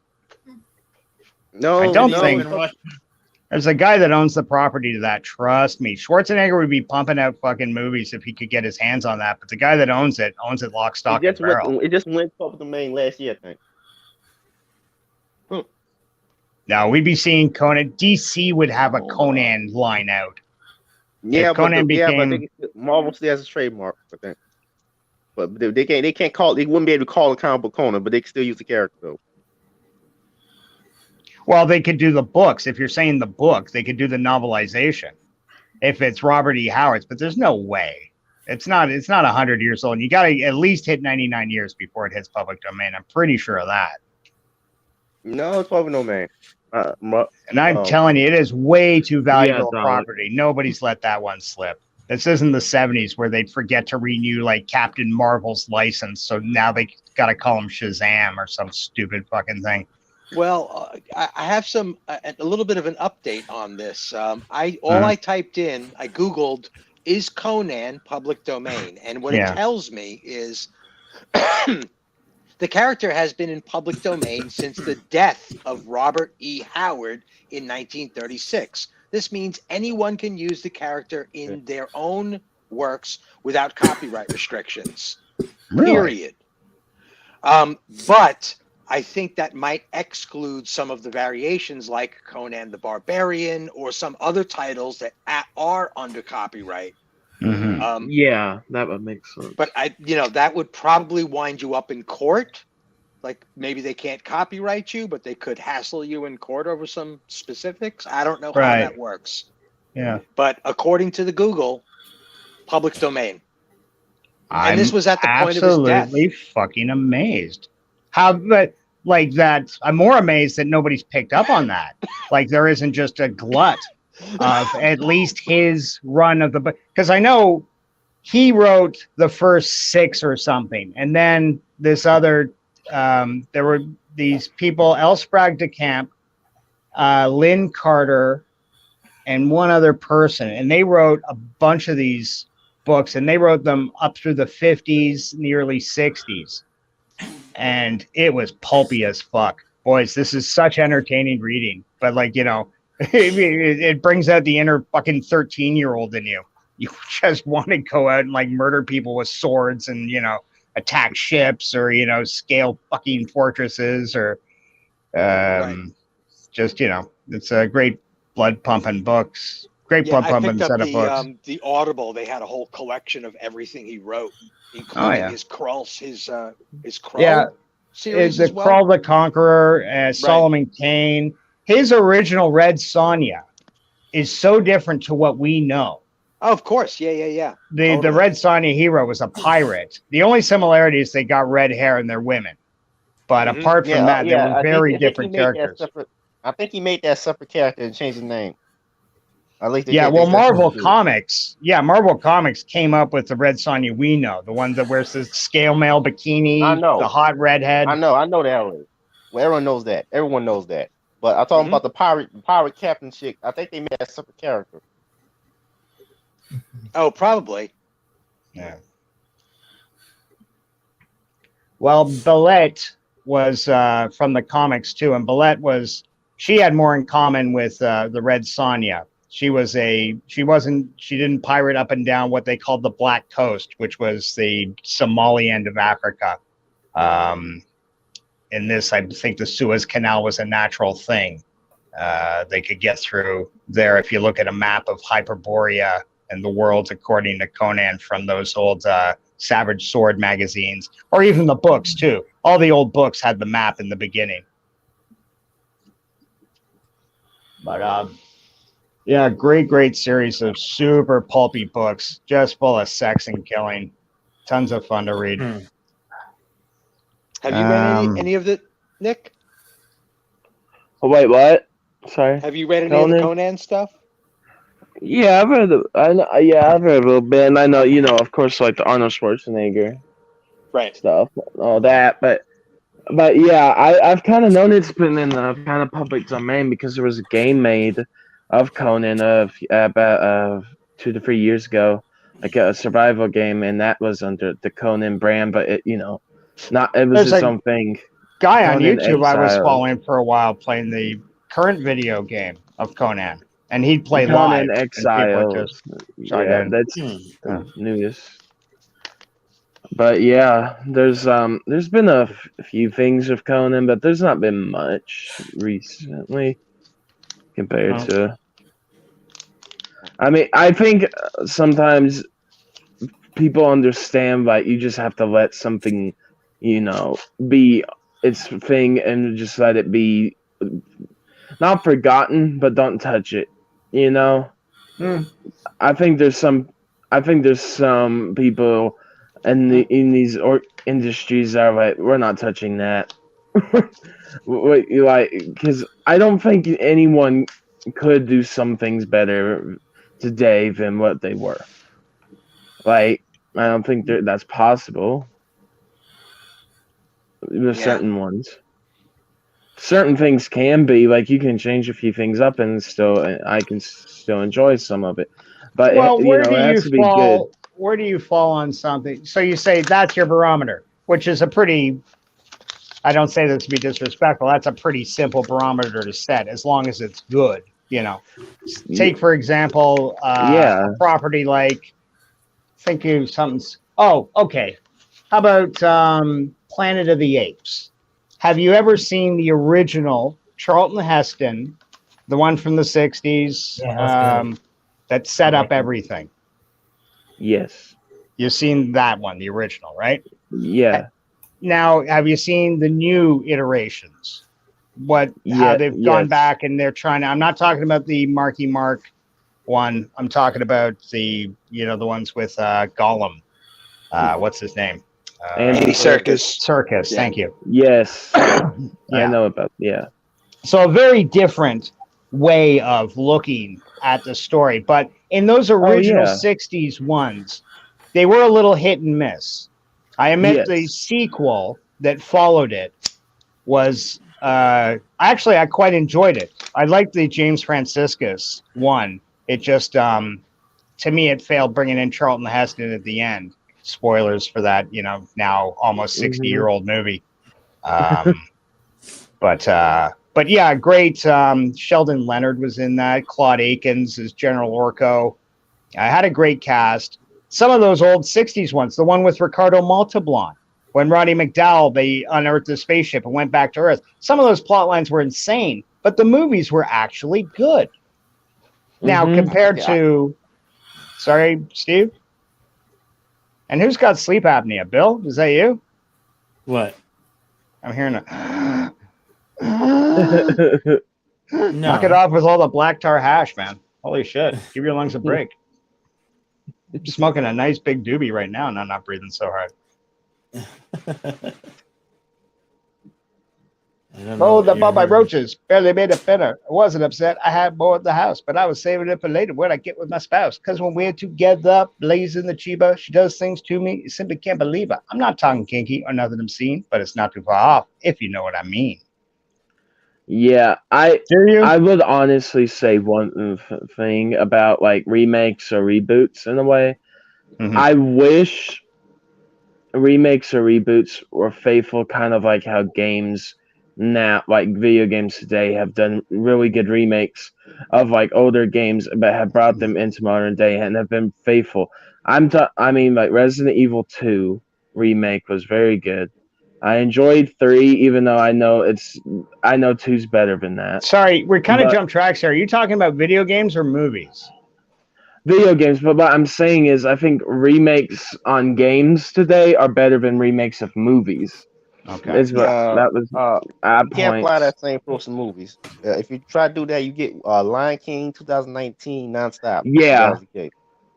Oh yeah, but I'm saying I think there's some where you can modernize like a thing, bring it in to like today, but there's only certain few exceptions, and a lot of the time it doesn't work out.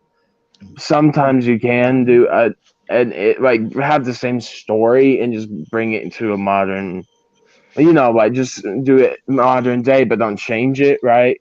Or keep a lot of it the same and do something new with it. Like that's you know, don't keep true. Like there's some that do keep true, but there's others that don't, and it's a hit or miss with a lot of things like that.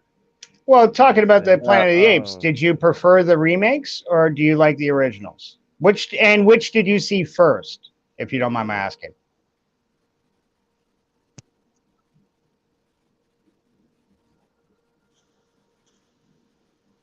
Hello? Yeah, I mean, a second. Hey, Pop.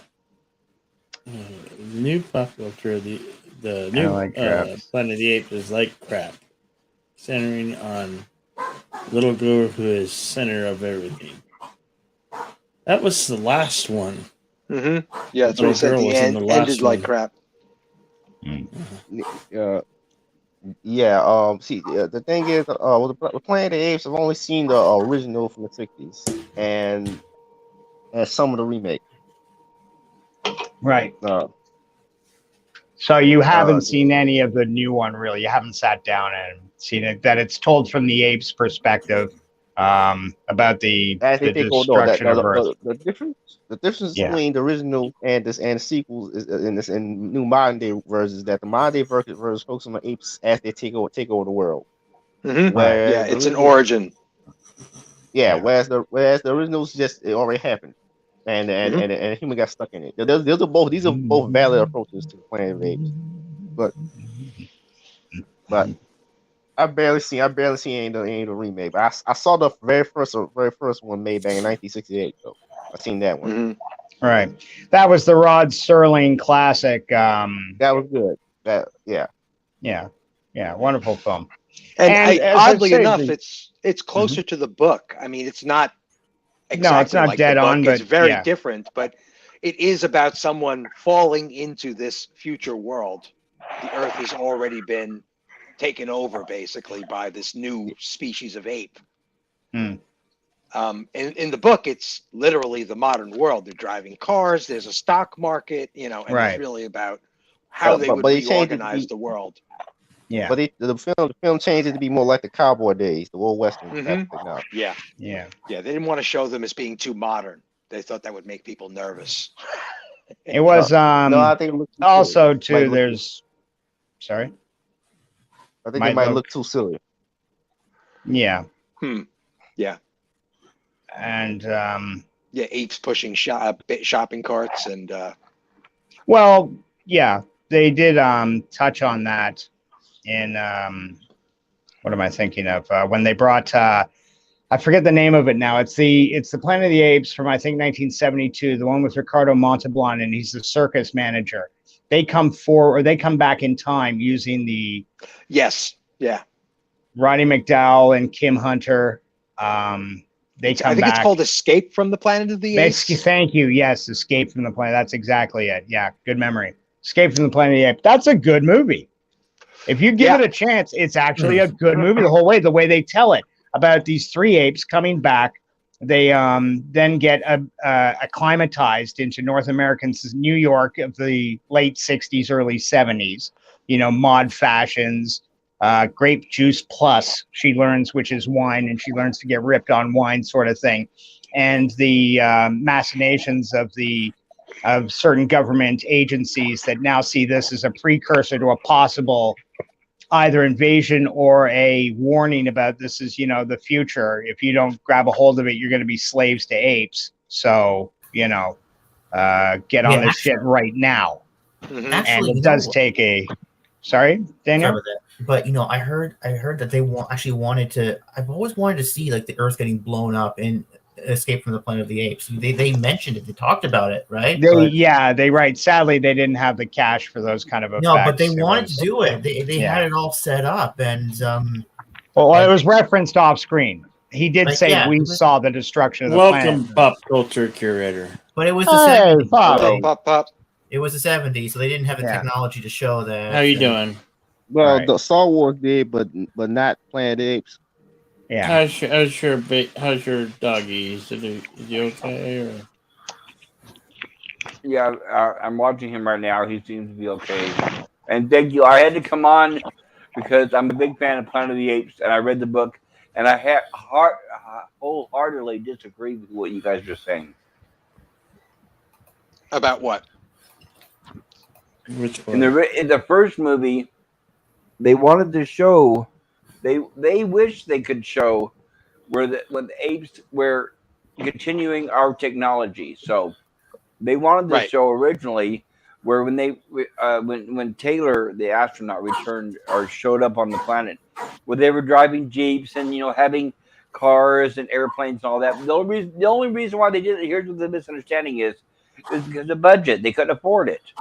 So that's the only reason why they said no. Let's just nix that, and we'll film it out in the middle of a desert and build a little town and all that kind of stuff. Right. But they wanted to, but it was only because of budget. They didn't show them driving cars and flying helicopters and stuff. Right. Rod Serling rewrote, what's his name? Andrew Moulier? Is that the original author? I forgot his name. Pierre Pierre Buell. Moulier? Oh, Buell. Sorry. Pierre Buell. I'd probably a Frenchman. get wrong. It's Boulle or something like that. Hell, die by the sword. But the only reason I just wanted to say the only reason why they showed and the movie we saw was the budget reasons. It was too expensive at the time to show the apes controlling modern technologies. I guess it sounds to me like all they had to do is put people in ape masks and stick them behind the fucking wheel of a Ford Fairlane. There, apes made the Ford hold Fairlane. on, but then you have to show a whole entire city dominated by apes. Well, yeah, and it's the other expenses are you've got to rent the cars, you've got to clear the stunt drivers, you've got to clear. I the know, but streets, there's you've gotta no have the way they're streets. going to. Yeah, but they could do that for a few shots. You can't tell me it was completely beyond reason. Now, I'm not arguing with pop culture. I've got no doubt that was the reason. I'm just saying if they put the money to it, would it have been possible? Sure, of course it would have, but impractical. They instead went with Rod Serling's version, which I am quite happy to have that in as it's to me, it's one of the all-time great science fiction films. Yep.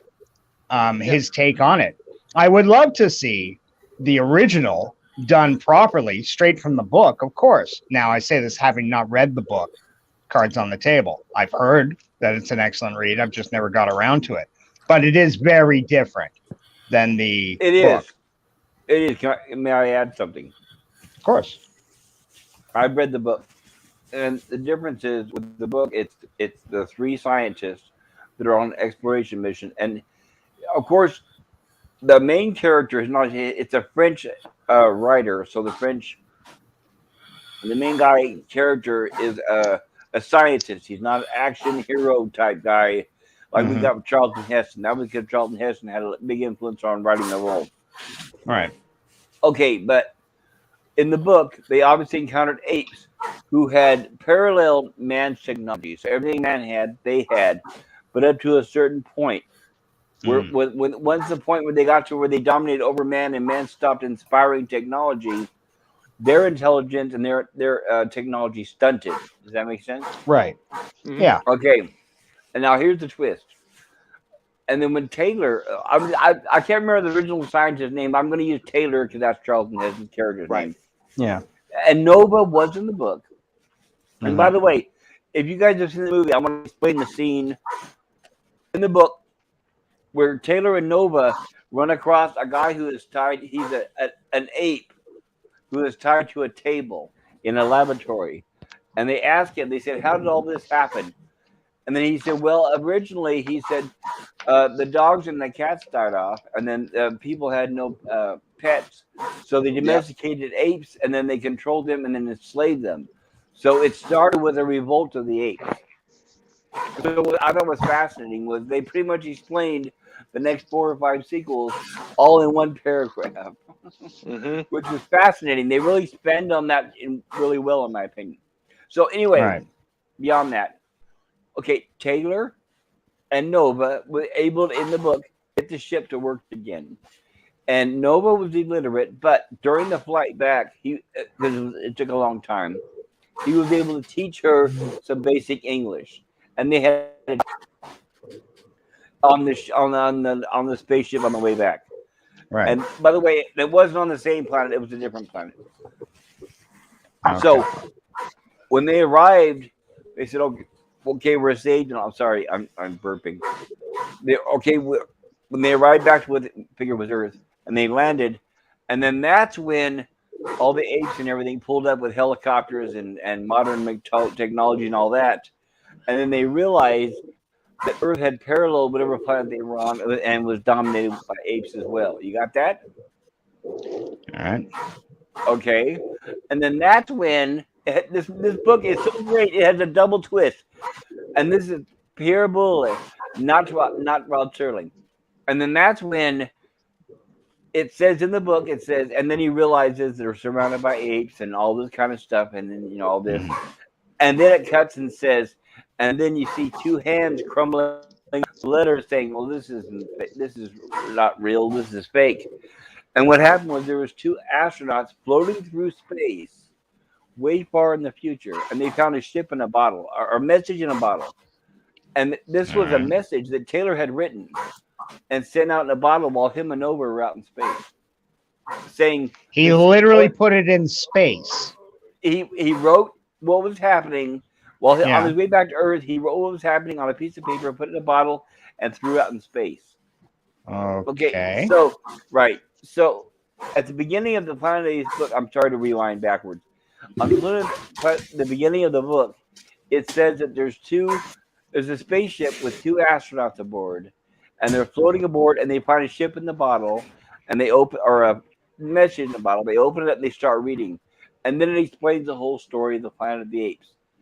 And then at the very end, when it, and then it's a book story. So it starts with two astronauts wearing helmets. It doesn't say who they are floating through space. It's a man and a woman, obviously, because it says a husband and wife type thing.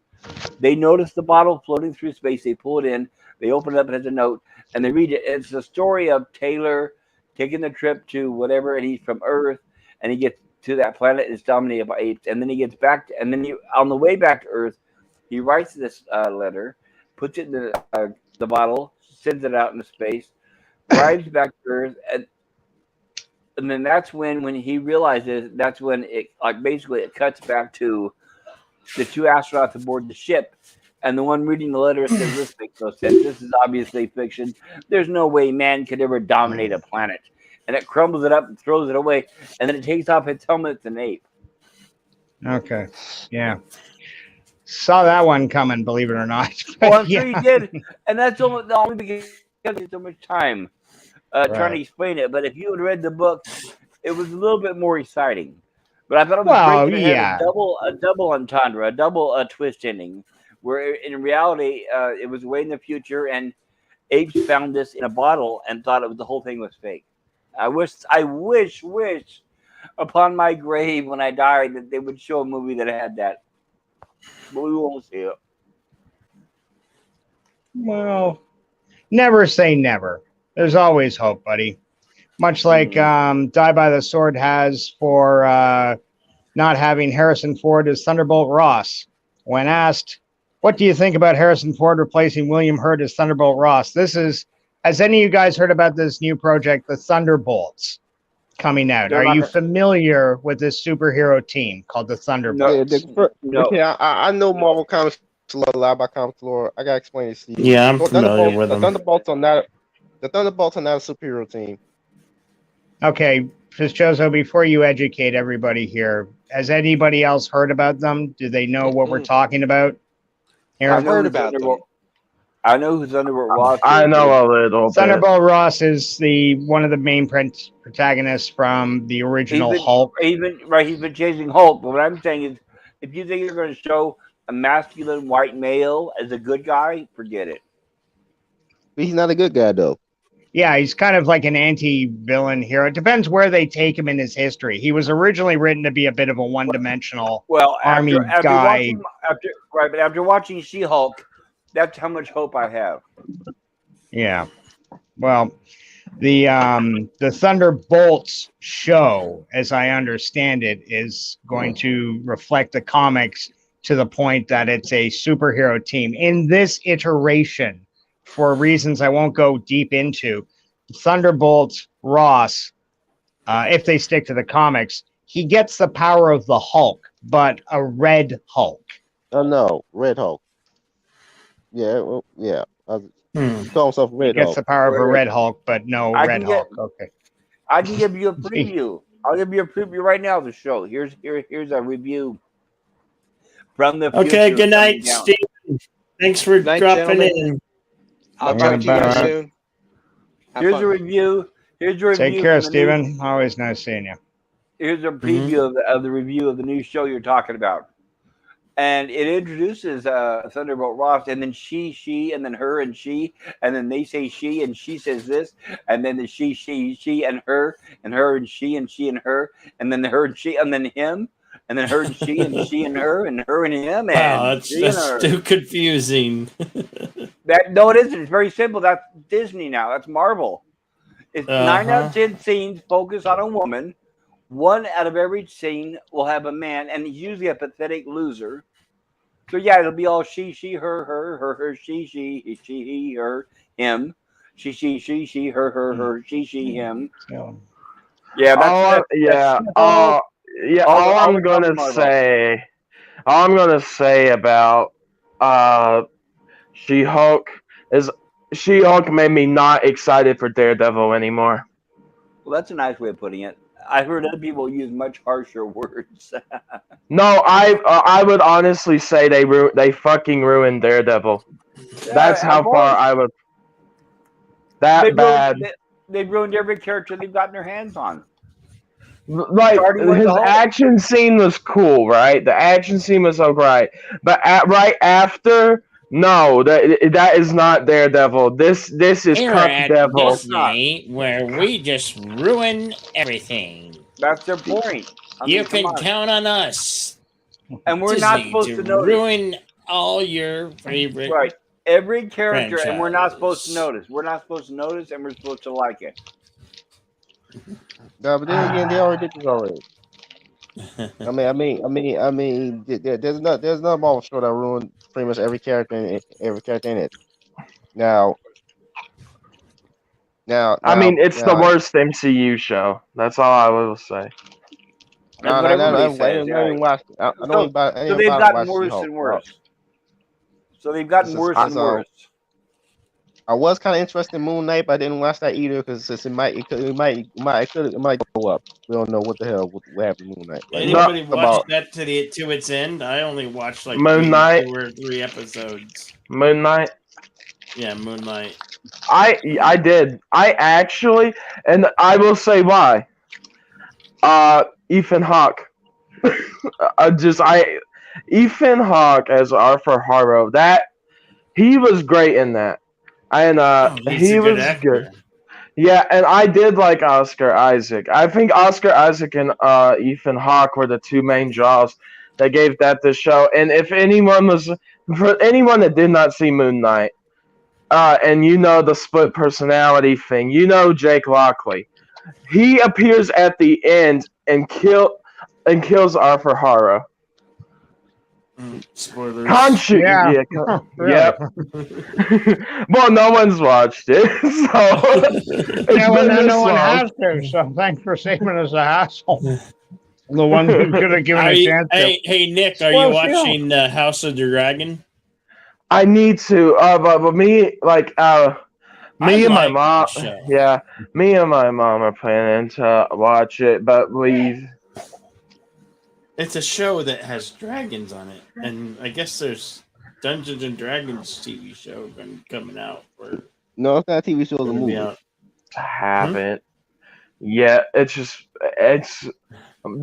just have been so busy with certain things with YouTube, like, Yeah. but honestly, it's kind of calmed down now. But it's gonna pick back up in the next few days with Gotham Knights coming out. So, because I've been doing the Arkham games, and I finished the story of Arkham Knight, and I'm doing all That's the a video. side. That's a video game, right? It's Presumably.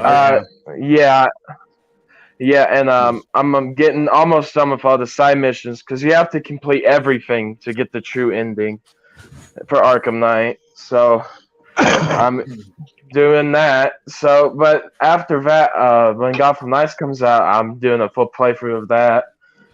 And then my main channel, I'm probably gonna have a live stream this weekend, and then my podcast is getting a new episode tomorrow, Andor episode 6. We recorded Hey, tonight. Jack so, yeah. Slaw. Good to see you. So yeah, I've just had a lot going on, so I haven't kept up Sounds with that a way. lot. Yeah, sounds like you're a busy cat. Good for you. Excellent work. I What, recorded like 8 videos today. I feel like so. I mean, it's Wow. Well, and we'll like see. 8, and then the podcast. Yeah, about 9 to 10 things today. It was kind of crazy. I keep up with the work though. It's fun. I enjoy it. So If you enjoy it, then it's not really work, is it? no, it doesn't feel like it. I'm just playing games and then just I talk here and there. The thing with the gameplay channel that's so great is you're playing the game, so that's the content there, and then you bring the Right. you bring your commentary over certain stuff the game says, or like your own thoughts about certain things, and then Do that's you edit it- your material as you go? Do you edit it afterwards? Do you just put everything out there as it happens?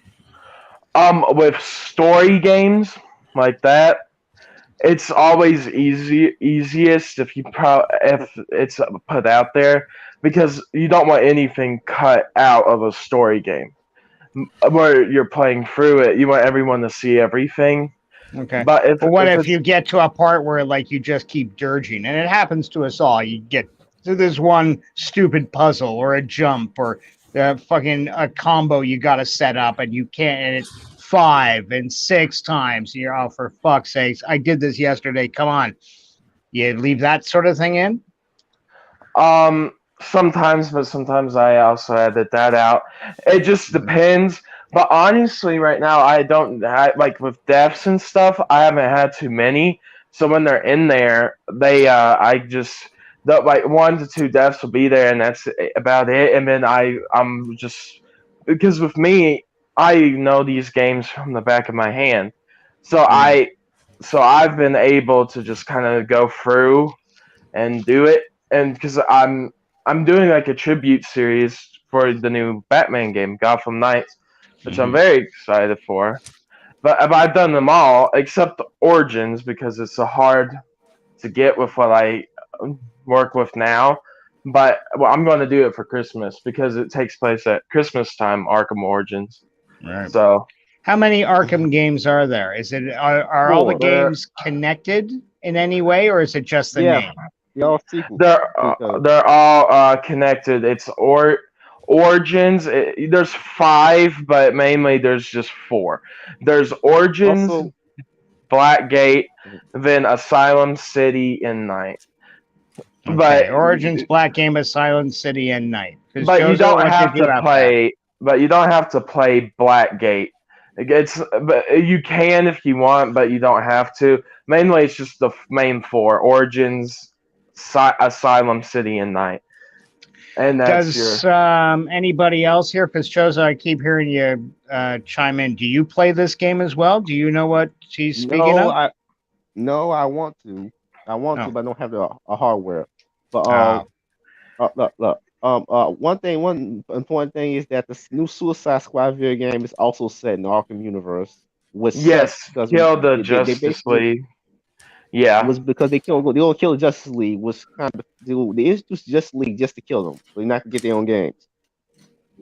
Which is stupid. I don't know if they're going to actually kill the Justice League. I think it's going to because it's a Brainiac thing. So maybe they're Yeah, just but you play- taking Brainiac down, and it's not going to be like that. Yeah, but you're playing as a Suicide Squad. These are unrepentant villains. They don't really care. They don't really. Yeah, no but way I'd they- say We wouldn't kill Justice League. yeah, but I don't know how it's going to work connected to Arkham with how Night Yeah, it's connected ended. to Arkham. No, I know, It's but I just confirmed. don't know how with how Night ended. because they're saying Batman will somehow appear, and I don't know how he can. That's No. Here's the thing. It's been confirmed because Batman has become he's now offering services like a company. Like he's selling his gadgets now as a service. Like a whore. Batman's become a whore. No, say it isn't so, Vistroso. Say it's not so. No, actually, what happens at the end of Arkham Knight is Batman's identity gets revealed by the Scarecrow. Bruce Wayne gets revealed to the world. Yeah, but for people that don't know, and that's what I'm saying. Like, and then he becomes a fear bat, like uses Scarecrow's toxin against people. I have not watched one episode of the Rings of Power, and I'm debating whether I should or should not watch it. I've been hearing good things about Andor, but I haven't seen it yet. Yes, Andor. Please, I recommend Andor to the highest amount. I think it's one of the best Star Wars shows. I listen. I hated Kenobi. I thought Book of Boba Fett had good moments, but was very disappointing. But like, Rings Around the Toilet Bowl have more action than Rings of Power. Oh my gosh, Rings of Power. I heard how it just destroys what, or just isn't. Yeah, $1 billion right down the tube. You know, Die by the Sword, Andor, great. Rings of Power, flush down the toilet and never see again. So that's what happens when they hire third wave feminists who hate men, right? Over and over. I mean, how old is this story, right? Wait, what is it? What are you talking about? The story of third-rate feminists? I'm not sure. Yeah, the if you look at it, the showrunners of the Rings of Power have no experience. Yeah, they wrote with J.J. Abrams on a Star Trek movie, and that's it. Right, exactly. That's only just a recommendation alone from Jar Jar Abrams got this $1 billion project, which they've thrown away, only based on because they said that they were feminists, or whatever it's called when a man's a feminist. I don't know what you call it, but traitor. I don't know. Sex offender. Right, a cuck. Joss Whedon. But that's what got $1 billion thrown down this shitter. Was right because all because of to project their social. Yeah, I don't know, boys. What can you say? This is getting to be par for the course. Sometimes you get exactly. It's not new. It's nothing new. They did it with Star Trek and Star Wars and many other franchises. This is just another one, and there'll be more after it. I will honestly say one thing. With Star Wars, I think Kenobi was the fluke. And I think that Boba Fett had good moments. It was just not executed right. The thing is, I think Star Wars has been on track again. Mando, Bad Batch, Clone Wars Season 7, Book of Boba Fett for the good moments, and then Andor. I think there's a point now where it's getting there. And then Tales of the Jedi, which is coming out at the end of this month. Did you watch Bad Batch from start to finish? Yes. And you enjoyed it? Yes, I did. Because the quality, when I watched it, was there. My problem is that with their animation arm, they're infantilizing it with each, which on one hand I'm fine with, but on the other hand, the part of me that craves the good storytellings, I'm not looking for adult storytelling, but just more adult-orientated storytelling. I'm not looking for sex. I'm looking, all right, not a simplistic plot. Yes, a little more then. And when I see the Bad Batch, the quality's there, but if you go back from the Clone Wars, the original, not the movie they made that, because that was a pretty uneven movie, I admit, but the television series was quite good. The Dave Filoni headed up one. The one that introduced us to Ahsoka Tano. But at the beginning of Clone Wars, even the beginning of Clone Wars was very Oh, no. Like I said, the movie lead into the TV series, I agree 100%. Yeah. I'm even talking about the first season of Clone Wars. The, Yeah, like and I'm that's saying, fair. I think it's having about the same. You're getting that build up, and then season 2 is going to hit you with Yeah. because I think with a first season, if it's good quality, if it's pretty good story, if it works well, and I can see they're setting up for something bigger, that's what gets me excited. I thought how Bad Batch ended was good because it sets up for a lot more. It wasn't a bad show, and I recommended it to people, but I just had to say that it's not answering my need for a more adult oriented. I like that method of storytelling. The Japanese are big into it. They accept anime more than we in North America do. I'm no expert on anime. I'm no hardcore anime guy even. I do like it as a storytelling medium, and Star Wars lends itself to it quite well. Yeah. They did that little thing. It's on the tip of my tongue right now, but there were little vignettes, little mini movies. Visions, was that it? Yeah. Yeah. They had the one which was like a manga. Sorry, I said manga. The Ronin and like that. Yeah. That stuff. Yeah. Mm-hmm. May I ask a question? Yeah. With these different series of Star Wars that you guys like, it sounds like they're mostly for certain targeted niche audiences. So, are you guys saying that Star Wars isn't really written for the main audience anymore? No, I'm just the only time it's good. But I'm saying the only time good is when you guys are talking about some third party like series or something that most audiences have not seen. Yes, no, most audience have not seen Visions. Right, but and I've never heard of any of that stuff, and I'm a Star Wars fan, and I'm like, okay, where'd this stuff come from? So when it comes down to it, in the little departments, you might have a few people who care about Star Wars and maybe write it good, but the main Lucasfilm and their writing department with the movies and the main they all see on Disney Plus, that's like opposite, right? They they really don't care. Wow. Yeah, I would honestly say if someone's looking for a good kind of a more adult Star Wars show, is looking for more stuff that's dark, a little bit darker. Andor. But general audiences don't go looking. They're just they watch what they're presented with.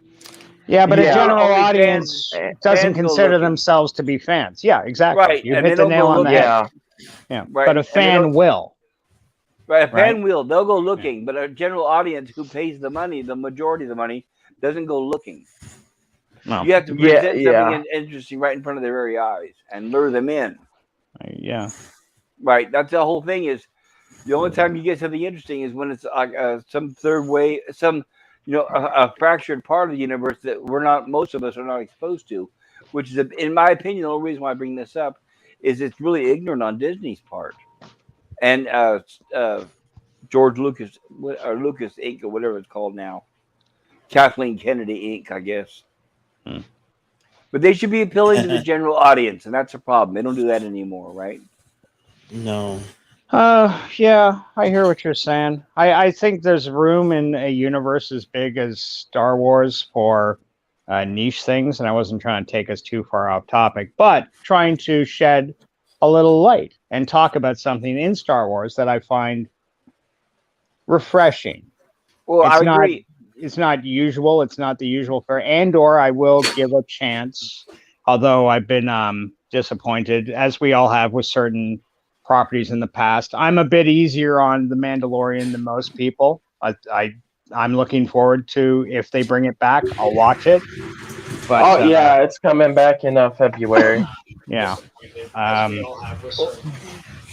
No, but I have been watching these since they came out, Mando to everything. Right. I will say that I honestly have enjoyed Andor a lot more at points than the Mando even. Honestly, you okay, Bill? No, but I have been watching these since they came out. Who's got their is that Bill's heart attack has prevented him from hitting pause on the I don't know, but it's not like he was coughing or hacking or something. I don't know. Hopefully he's okay.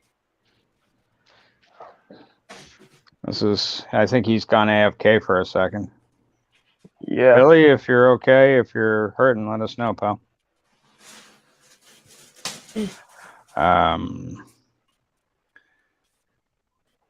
So I was just checking the chats there.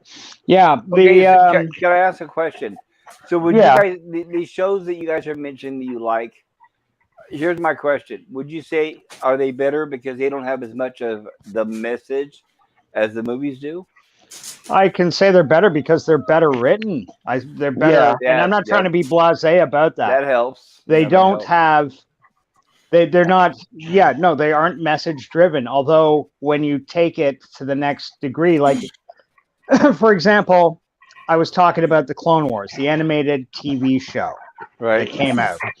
Part of why I liked it so much was that it allowed time to expound on these stories, these backstories, to flesh out the universe of Star Wars. So I see the planets that get mentioned briefly. They actually get an episode. You'll get things like, an Admiral Akbar episode before he was an admiral. And you go, okay, you know what? Yeah, I dug him. Sure, I don't mind learning a bit more about Admiral Akbar. Great. Were most of those produced before Disney bought Star Wars? Yes. Yes. That's what I thought. Yeah, I used to watch them too. So let's narrow down on the things that have been made since Disney bought Star Wars. Boy, you're really looking to talk about the negatives tonight, aren't you, buddy? No, my question is... You want to settle in on Disney, okay. No, my question is, what have they made that you guys know of? We all agree the movies aren't very good. But as far as... Right, but as far as like all the other third-party stuff they produce, is there anything good out there? Since they've taken over, that's my question. Rebels okay. I like Rebels. Yeah, Rebels was but Rebels again. That follows the trend I mentioned at the beginning, where they took the Clone Wars and then they kidded it up a little with Rebels, and then they kidded it up even more with the Bad Batch. Which I thought Bad Batch went more. I thought Bad Batch went more towards Clone Wars than Rebels. I honestly thought that it was a little darker than Rebels. Yeah, I thought it was a little more. Yeah, because Rebels was definitely the whole subplot with the child. Like if they just stuck to the Bad Batch, I'd agree with you. That had a great potential, and I'm not knocking it. I didn't hate it. I watched the whole thing. Omega, I think Omega made it better. Also because of and also I liked her because it wasn't like a normal kid character. She was more mature, and it was more. It made more sense why. I don't know. It made sense why she would be there. I guess it seemed a lot of things that revolved around her and the plot were really convenient. Like I understand that. Episode by episode, but whereas the writing in the Clone Wars TV series, there was always that sense of adventure stuff. There wasn't always the easy out. Yeah, not every episode was a knock out of the park hit, but overall, long format storytelling for Star Wars like that. Once you got over the anime, it was great seeing the world, seeing how fleshed out it was, going to all these different places. Learning the backstories of different characters and stuff. That I love. Yeah. And even Disney did it well for a while. But I think that, the end result is we've had the great problems with the live action stuff, which I get why people want to grouse about. I do. I'm just, I'm trying to think positive tonight. I don't know why I've been down the last couple of days, actually. Somebody had something Star Wars positive to say. But I'll be right back, guys. Gotta let my dogs out. Okay. Mate.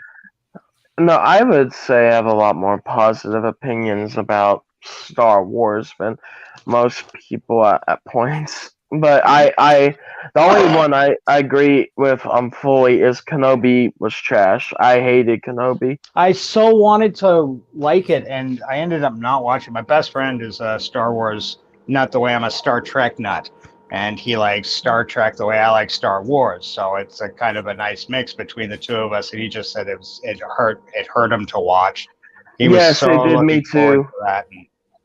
And I had Ewan McGregor, thinking Ewan McGregor, he'll save it, But it's not his fault. You can't blame the guy. He doesn't own the property or anything. He just shows up and but still. Yeah, no, it wasn't even Ian McGregor. I'll give him credit. He was good in the show with what he was given, but it wasn't his fault. You're right. But it's what they did around Kenobi was the worst. Mm-hmm. Okay. I just came back from the restroom and his thing. Why are we talking about Kenobi? I mean, I didn't watch Kenobi because I didn't watch none of Disney Plus shows at all. But I especially already knew Kenobi was gonna be bad. So it's already gonna break the lore. But having Obi-Wan I knew with Vader and this was a very bad thing too that they kept out of trailers.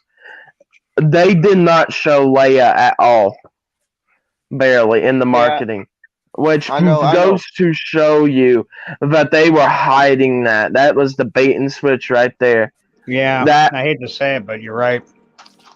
Much obfuscation, that much hiding away of such a central character. You can't do that. And they did it, and they got caught, and you're right. It was just a bait and switch. Horrible, shameful. They should be ashamed. Yeah, it was the young Leia and Reva show, and not Luke and Obi-Wan. It should have been Luke. It should have been Obi-Wan looking after Luke. It's Kennedy Star Wars. It's not Star Wars anymore. Not to mention Kennedy. How the hell? How the hell you have? She's out to destroy. How the hell you have Obi-Wan have a close relationship with Luke before the events of A New Hope? And also, how the hell you have Obi-Wan have how the hell you have Obi-Wan fight Darth Vader before New Hope? Actually, it makes sense that Obi-Wan would know Luke because of that line in The New Hope. They destroyed all previous Star Wars canon in that show. No, that's the only part that made sense because he's like Ben Kenobi, like when he sees him, so like they knew each other. That's the only thing. They couldn't have a close relationship. They couldn't have had a close relationship though because of the fact that Luke barely knew anything about Obi-Wan at all. Yeah, Uncle Owen and Aunt Beru. Yeah, they couldn't have had a close relationship. Yeah, because he barely knew anything about him at all when he met him in New Hope. It was mainly Owen. Yeah. The main problem is Obi-Wan fighting Darth Vader before A New Hope, which is impossible. It makes Darth Vader look stupid actually, because Darth Vader destroy all the Jedi. If he knows where Obi-Wan is, why don't we hunt him down and kill him? Yeah, and why did Kenobi become the last Airbender? I know. That was so stupid. I was literally laughing throughout that entire show. I was like, this is hilarious. It's not, and it's all in during the serious stuff too. Like someone gets shot, I'm dying laughing because of how it's going. It's just like, this is so, like when Reva finally got stabbed by Darth Vader, I'm like, yes, you're finally dead, bitch. And then like, oh no, you're not. Oh no. I'm like, like literally. Here's another fly hole. How the hell Luke had an encounter with a Sith before the events of A New Hope? That didn't really make any sense. I know, it was so stupid. You will remember that. I literally just like the reason Kenobi got brought up is because I'm like, it's the worst Disney Plus Star Wars show. It's terrible. It's the worst thing ever created. It's more. I'm gonna say this. It's more canon breaking than the sequels ever were. I know. It's so bad. It is terrible. Like it's like they didn't even watch A New Hope. Or the audience didn't watch A New Hope. Like this makes no sense. Well, that's Kennedy. Yeah. No, did you see the head writer? Did you see what the head writer said about Kenobi? He said he didn't even know Anakin was Darth Vader, or Darth Vader. What? Yeah, he didn't know. Yeah, he didn't know Anakin. Yeah, until he did the show. Until he did the show. So he didn't even watch the prequels.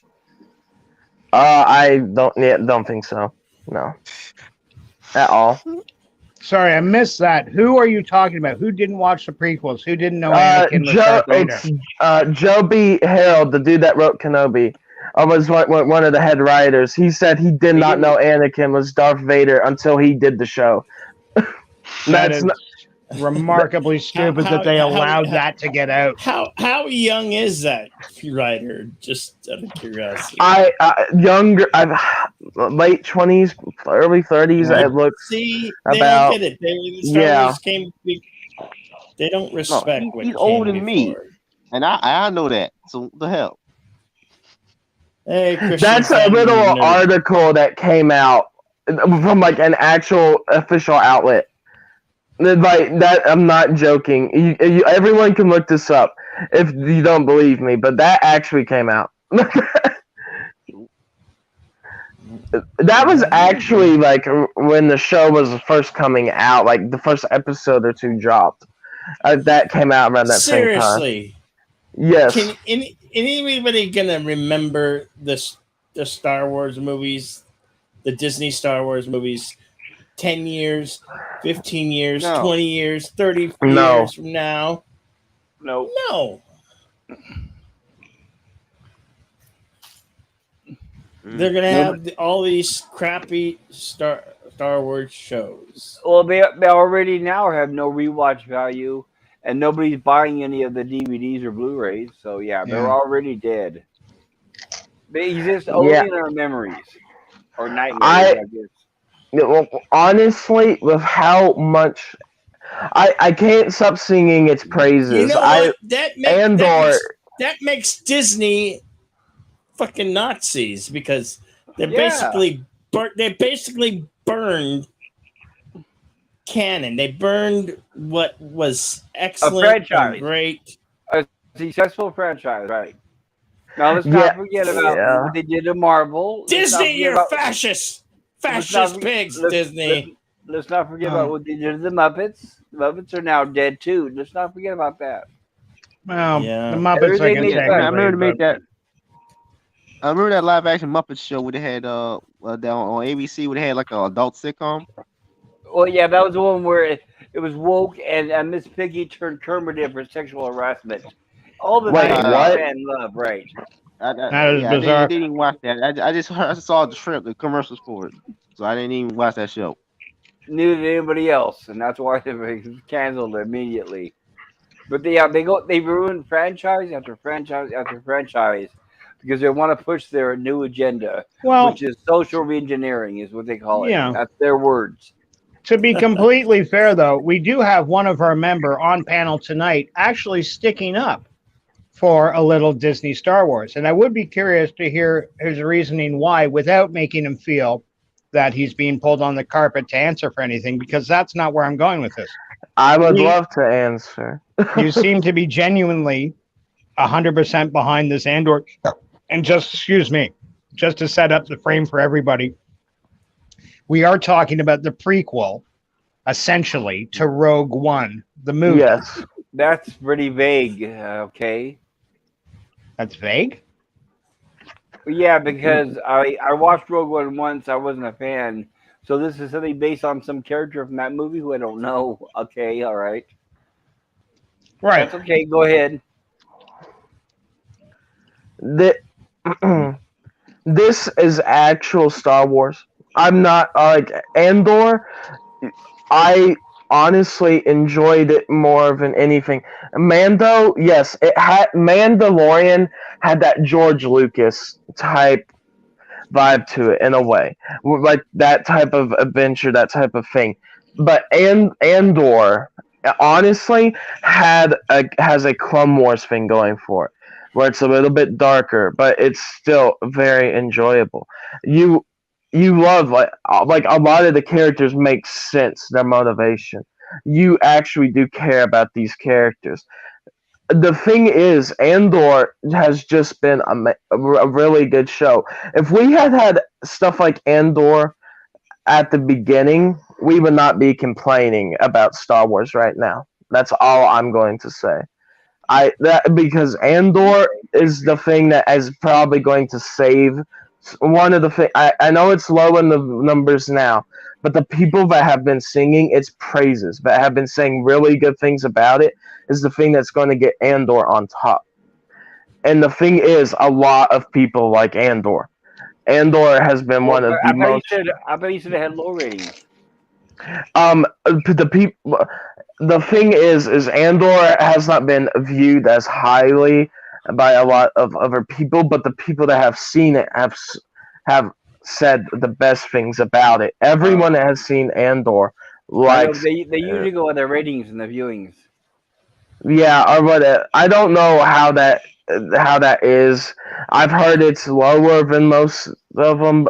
Well, some of the Disney Plus shows. They've lost their fans. That's why they've already pissed off all the fans and told them, screw Well, you. Yeah. Not everybody, because this young man here seems to really enjoy it. Why? What is it that is bringing you back, putting your bum in seat week after week? I say that. Did you binge watch this? Is it coming out weekly? It's the first 3 episodes came out, and honestly, they had to do it that way. The 3 episodes in this, that's what it seems to be doing. That make an arc. Okay. And we have had the Ferrix arc, which was the beginning 3 episodes, and now we've had the Aldhani arc, which is 2 different planets. But this is. This is Star Wars. You know the things that people have been complaining about Star Wars? Like, we want this to be real Star Wars. We want this to have a good story, good characters, good everything, right? Andor has all that and more. And I think that if you really want a Star Wars show or something to watch that will give you hope for Star Wars, that this can be changed around, watch Andor. It is a great show. Well, if that's true, then it'll bring viewers in, right? Mm-hmm. That's what I'm saying. I think this show, even though it's a little low in the viewings right now or whatever, the praise that people have been saying about it is going to raise this show higher. Okay. Because there's been a lot of praise for this show. Were you a fan of Rogue One? Yes, I was. Okay. So for you, this is a natural progression. It doesn't feel rushed. It doesn't feel they're taking their time to tell the full backstory. Do you think there's any danger of them milking the cow? Should this say turnaround ratings wise, people love it? Will this now be a 5-year series explaining the in-depth, or do they have a target? What I'm trying to ask is, do they have a structure to the storytelling? Do they know we're going to do it in 36 episodes or 22 episodes? Or whatever they're doing it in 24 episodes, 2 seasons, 12 episodes a season. The second episode will be the end. Our second season will be the end. I got to admit, structured like that, I can see myself giving it a chance. If they're going in acknowledging that we know what the ending is because we know what the movie is. We're not going to take it already working on 2 right now. Yeah, are you just going to tell us the full story? Maybe I could see giving it a chance. I have that question. So they're already working on 2, even though season 1 has low ratings. Is that right? Season 2 was announced before season. Well, no, they always announce. But I'm saying actually. Announce or what? They've got the sets built. They've got the people there. If they feel that it's worth the risk, it's understandable. It's costly. Alan Tudyk is back for season 2 as K2SO. Tudyk, is he? Okay, and he was one of the highlights of the original. Will they be bringing Donnie Yen back? It looks as they get closer in season 2 to the end, it seems like they're going to start bringing people back in. It looks that way. Yeah, but we don't know how season 1's going to end yet. But I honestly say it's been pretty great. I just want to mention, I look at Disney's track record, and most of these series, they haven't been renewing them for a second season, even though they've all promised every time. I'm just saying that. They always, I know. Whenever they introduce a new series, they always say that it's already renewed for a second just to get the hype up. But I haven't seen them carrying through on that in most cases, if that makes sense. And I think it's still going to get its second season. Well, you can hope, but if the ratings don't pick up, they if they realize the ratings are good. They're just not as high as other shows. Well, as long as it pays for their coverage, right, or whatever it costs to show. Yeah, well, comparing to like other Star Wars shows, but it's like it's doing good on its own. People are enjoying it, and I think it's growing each week because we got the first 3, and then it's been another 3 weeks. Right. 4, Did we 5, lose and 6. Chozo? When did that happen? Oh,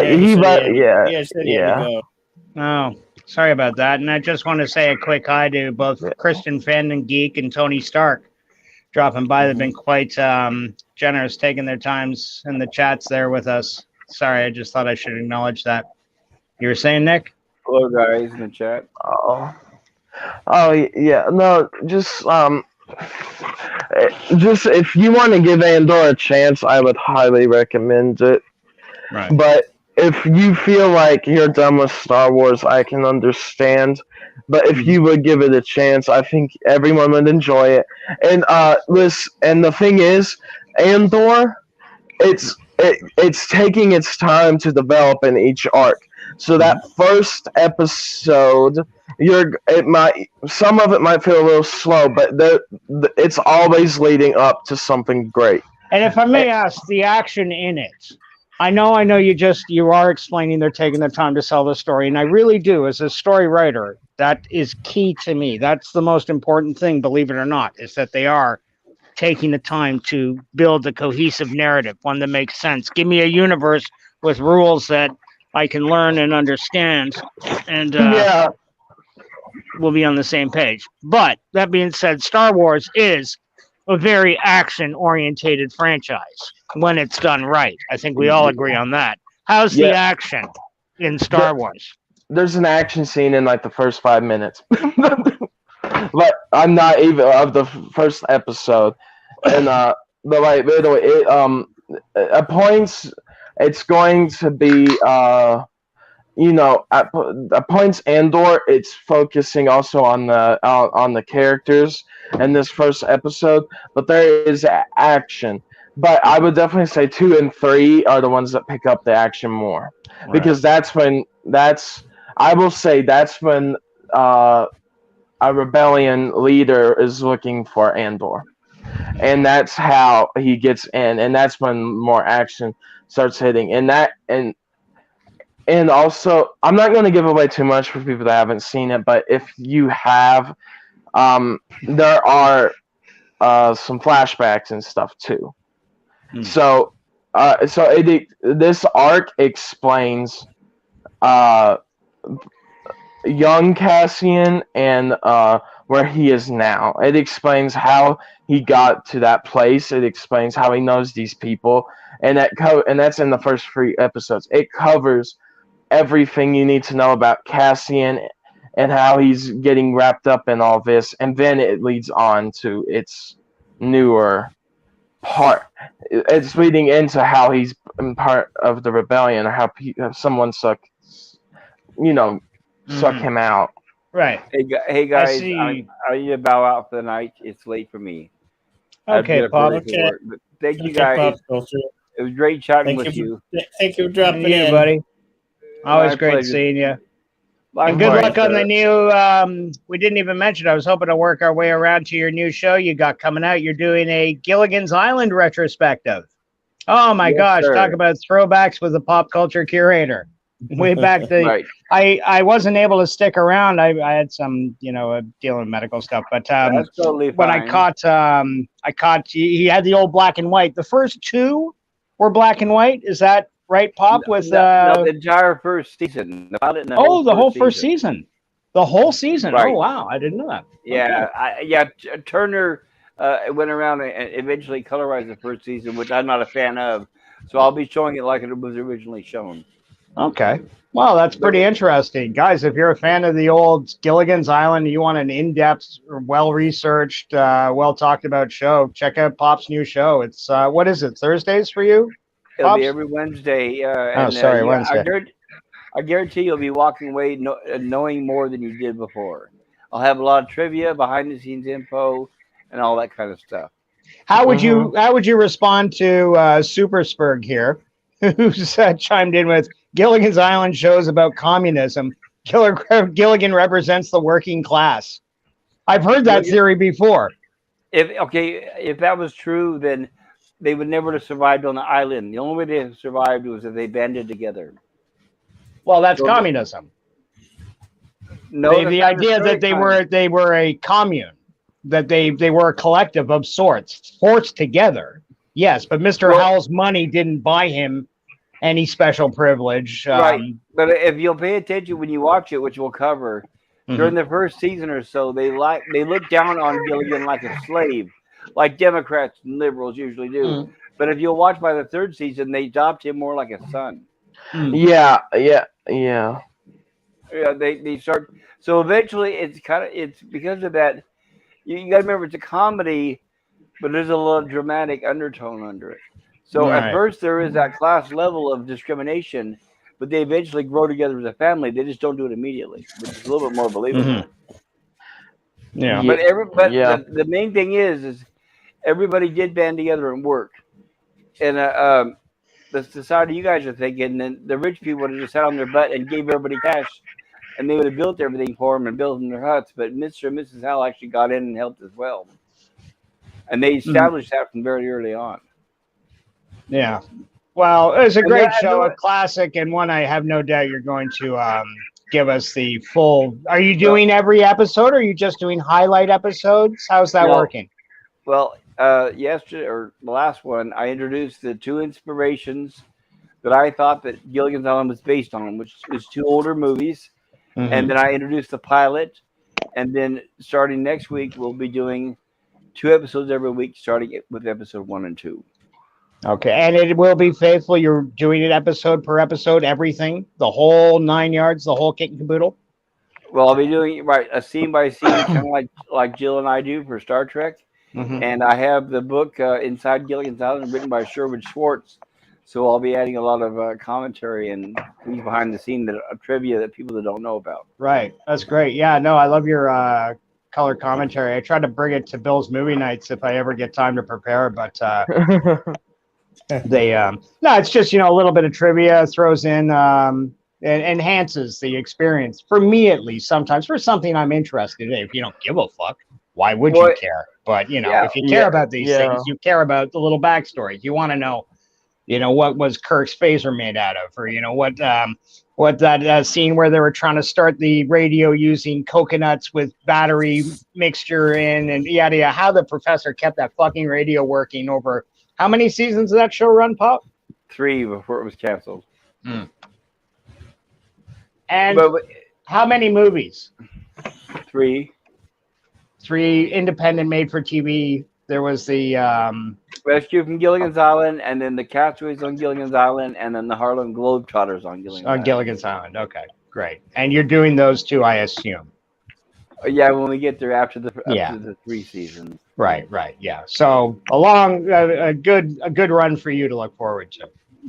Well, if people like it, I'll see. I'll see the reaction. If they like it, I'll continue. If not, we'll see what happens.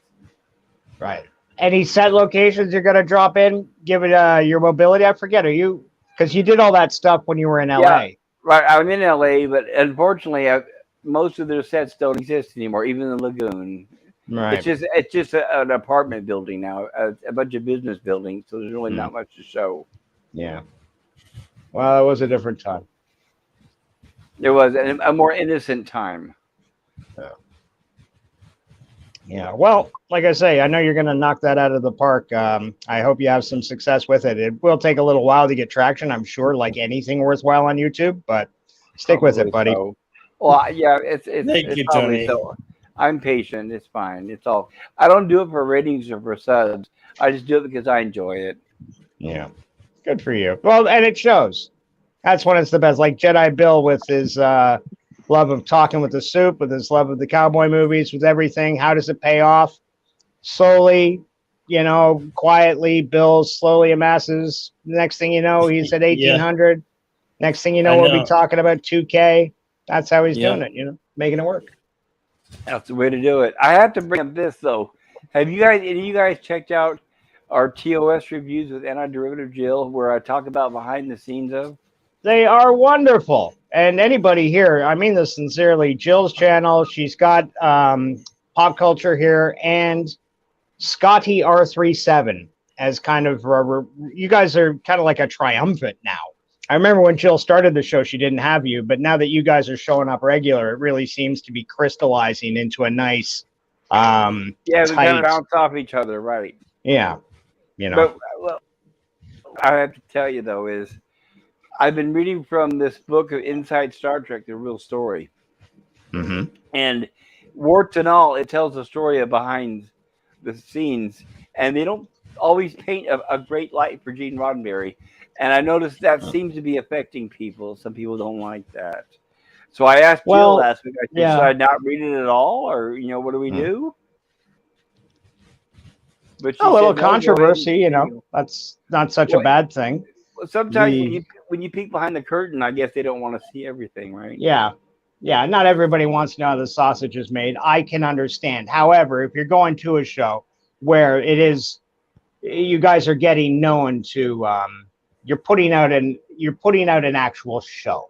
You're not giving a fly-by-fly commentary. An hour of Star Trek is actually 52 minutes without commercials or whatever. Your guys' reviews go for 3 hours plus.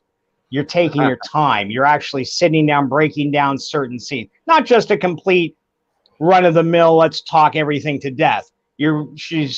I know she's directing it well. She's going for a specific scene she wants to talk about. She's got you. She's our rock. Yeah, she's our rock. She basically maintains everything, and we kind of work around her. Mm-hmm. And in my opinion, I'm kind of subjective, but I think we have the best cut because there's a lot of streams out there based on the original series, and I think ours was more in depth. I think we have the most interesting ones, in my opinion. But that's my opinion. Of course, you would be a little biased, understandably so, because of the effort you guys put in, but it shows. It does. And I heartily recommend it and have many times to people. And don't forget, guys, hit that bell icon. I mean this. It seems a little trivial thing, but boy, it helps everybody out. You love Billy. You want to know when he's doing the Sunday Western Cinema or when Halloween's coming up. I bet, Bill, we haven't talked about this, but I guarantee he's going to be doing some kind of nutty 24-hour marathon of, ancient horror or, classic gore or whatever, I think I discussed this with Pop. I'm going to do some Hammer horror this year. Hammer horror. Oh, yeah. Going back, mining the old Peter Cushing. You got to play Seven Golden Vampires if you do anything else. Legend of the Seven Golden Vampires. Yeah, Kung Fu action. Kung Fu, really moving around, yeah. You see how the Chinese treat zombies. It's a bit different than North American. And Chinese zombies are thousands of years old. They've had stories of the undead forever. But for some reason, your average Chinese zombie, while he might eat and consume flesh, not guaranteed, but they do. Sometimes they do. They like to hop. And I know this sounds fucking ridiculous, but this is ancient. It wasn't some guy in a movie set one day say, hey, that'd be a neat thing. No, this goes back in writings, in lore, in horror stories from the Chinese culture, where the undead hop out of the grave and they pursue you in this maddening, fast-paced hop that is tireless and relentless. Cool. Different take on it, but original, unique, something you haven't seen before. And Hammer horror, there's so much to choose from there, Bill. Hammer horror is the meat and potatoes of horror. It pretty much is better than anything else out there. Everything else is along the sides. Everything else along is your green beans, your corn, or your asparagus. But Hammer horror is the meat and potatoes of your meal when it comes to horror. Spoken like a super fan. Right on. Supersburg says he's got some Hammer. I was just about to say. Yeah. If you don't, then you don't know horror. If you don't, you're not a horror fan.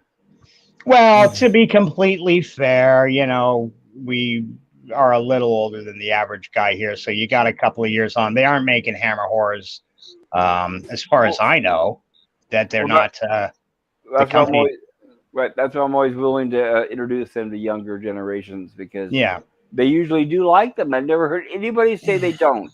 Yeah, and Christopher Lee is still a name out there that people recognize. Oh yeah.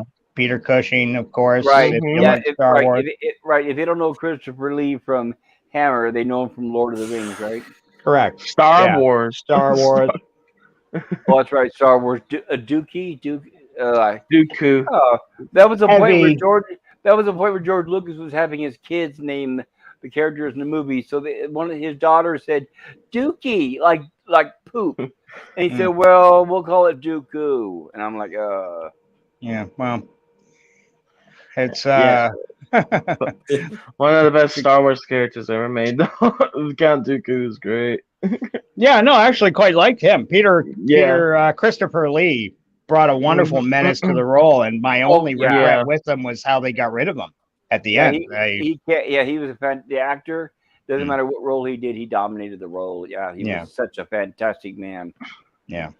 I can't believe around that same time it was Star Wars and Lord of the Rings, both for Christopher Lee. Yeah. Have you seen that? Have you seen he has albums out where he does hard rock? Yeah, I was going to say he is in deep with a few heavy metal and stuff, Jedi Bill will tell you. He knows the guys from Motorhead. They did a Christmas album, I think. He's done three or four heavy metal. Several albums. Several. Yeah, several. Okay. Mm-hmm. Yeah. Charlemagne. I think calls him Charlemagne. Anyway, I've been saying this before, but have a good night, guys. Take care, everybody. Good night. Good night, Culture. Thank Bill. Good night. Thank you for dropping in. Dip dibby dip dum. Good night, sweet pop. Well, it's time to go. Dip dibby dip dum. Good night, sweet pop. Well, it's time to go. So then there were three. There's three sad souls. As the show winds down, anyway. No brain, no heart. He's much too shy. But never mind you three, as wizard as you can see. He'll fix you 1, 2, 3 in that funky place in the world called Oz. Do you guys remember the world called Oz? That a psychedelic 1960s kids TV show that was animated. With all the Munchkins were teardrop type people, and the backgrounds were always psychedelic flowers and stuff on the yellow brick road. Dorothy, Toto, Straw Man, Tin Man, and the Cowardly Lion going up to meet the wizard. The wizard, see? Talk like Edward G. Robertson with a thyroid condition. You guys remember that? No, not at all. Oh fuck me! You gotta. I know. Yeah, I know of that. Yeah.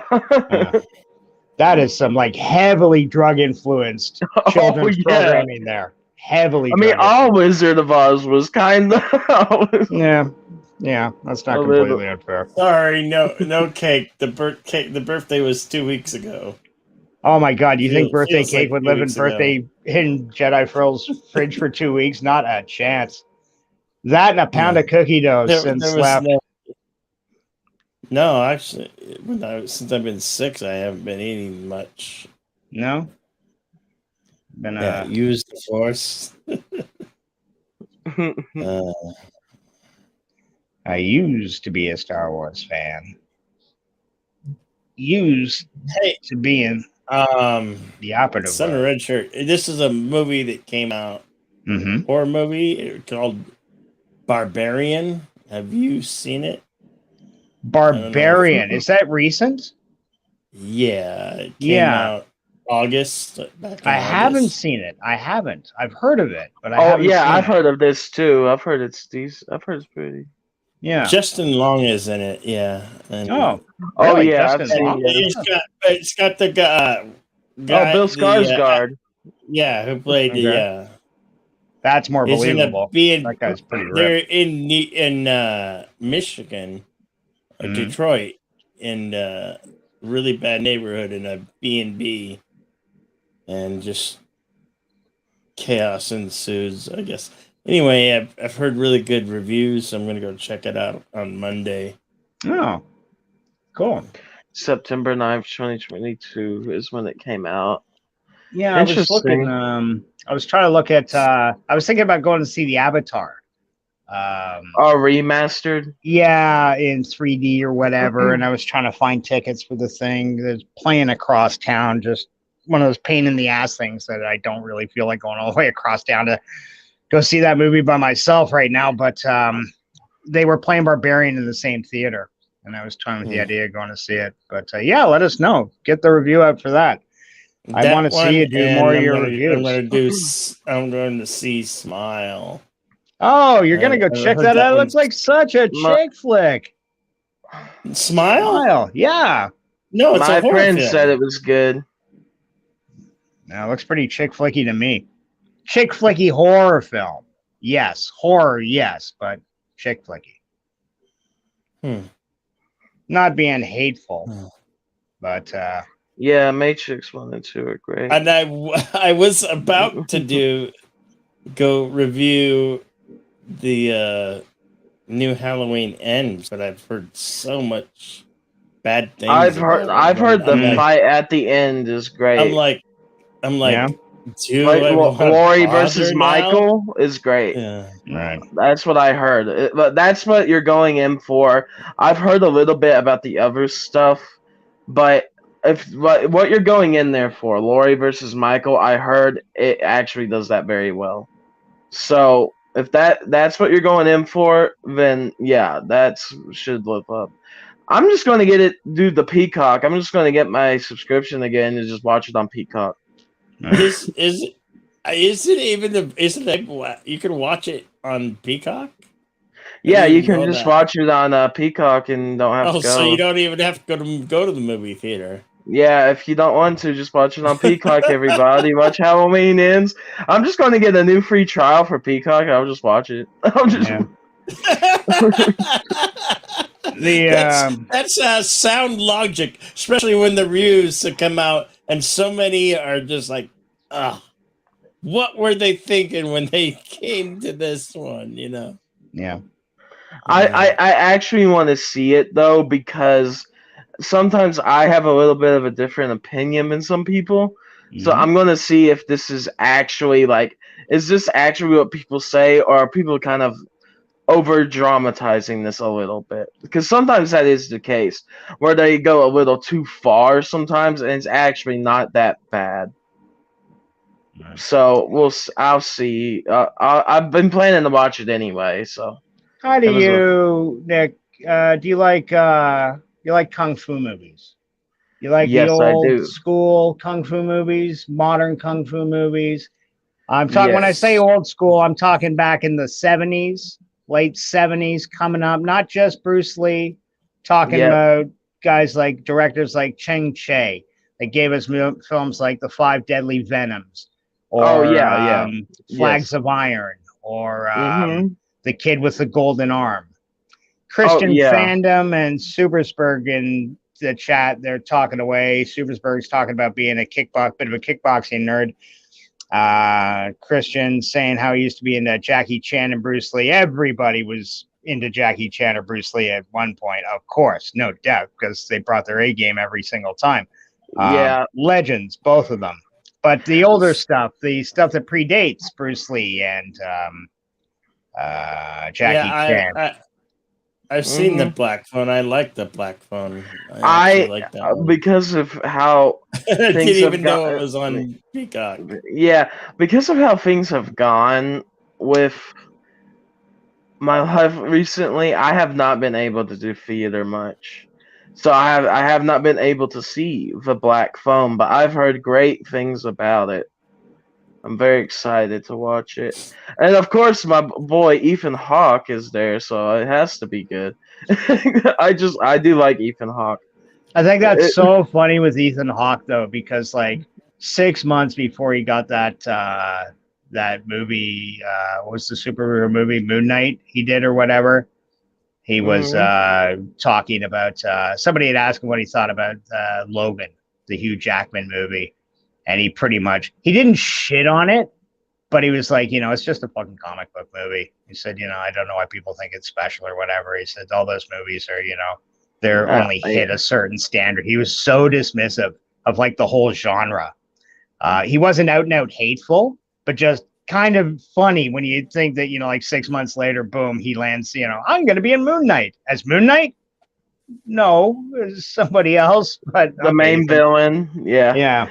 But no, it's I can understand, but honestly, like I have to say this. The Fox stuff, especially Deadpool and Logan, have been was some of the best. I think. I love Logan and I love Deadpool 1 and 2. One a little better, but I love 2 a lot as well. Yeah. I honestly think those were good. The original X-Men movies were pretty good. X1, X2, X3 had some moments, but not that good. Days of Future Past was pretty great. We don't talk about Origins Wolverine. We don't talk. Which is tragic because that should have been a great movie. Yeah, I know. If they hadn't sealed Deadpool's mouth shut, I love that joke in Deadpool 2 where he shoots the that was perfect. He goes back. The Wolverine movie was doubly tragic because it had some good things going for it. It had Danny Huston, John Huston's son. John Huston, the fucking legendary director that gave us The African Queen, The Maltese Falcon, and 100 fucking movies that, are in the National Film Registry. Maybe not 100, but he's up there. Hugely respected. His sister, Angelica Houston, another great, powerful force for entertainment. They had Danny Huston, and he was good in it, but kind of wasted. They had Ryan Reynolds in it, wasted as Deadpool. They didn't understand Deadpool at all, so they shot themselves in the foot, but we all know how badly they did that. But the core of the story, an idea going into Wolverine's past, how do you get the adamantium, going through the Weapon X project, they butched that, unfortunately. I would have really loved to see the backstory that came out where he did spend years working as a secret agent in Europe, where he did end up getting fucked over by the government. So they could basically experiment on him with the Weapon Plus program and try to turn him into the next Captain America. That went out the fucking window. The game X-Men Origins Wolverine, the video game, that's actually a good game. It's actually pretty good. The game is funny. Yeah, everybody tells me the game is so much better than the movie. Yes, it's great. Yeah, because it's a lot closer to the comic book. Apparently. And also, it's just it's even more gruesome. Like, you're like chopping people up in that game. Like, it's and you send someone through, you like literally jump onto a helicopter, slam your claw through the window, and like pull the dude out, and you just see the blood just come. It's like, my gosh. I'm excited for the Insomniac Wolverine game. Insomniac Games. They did the new Spider-Man games. Oh yeah.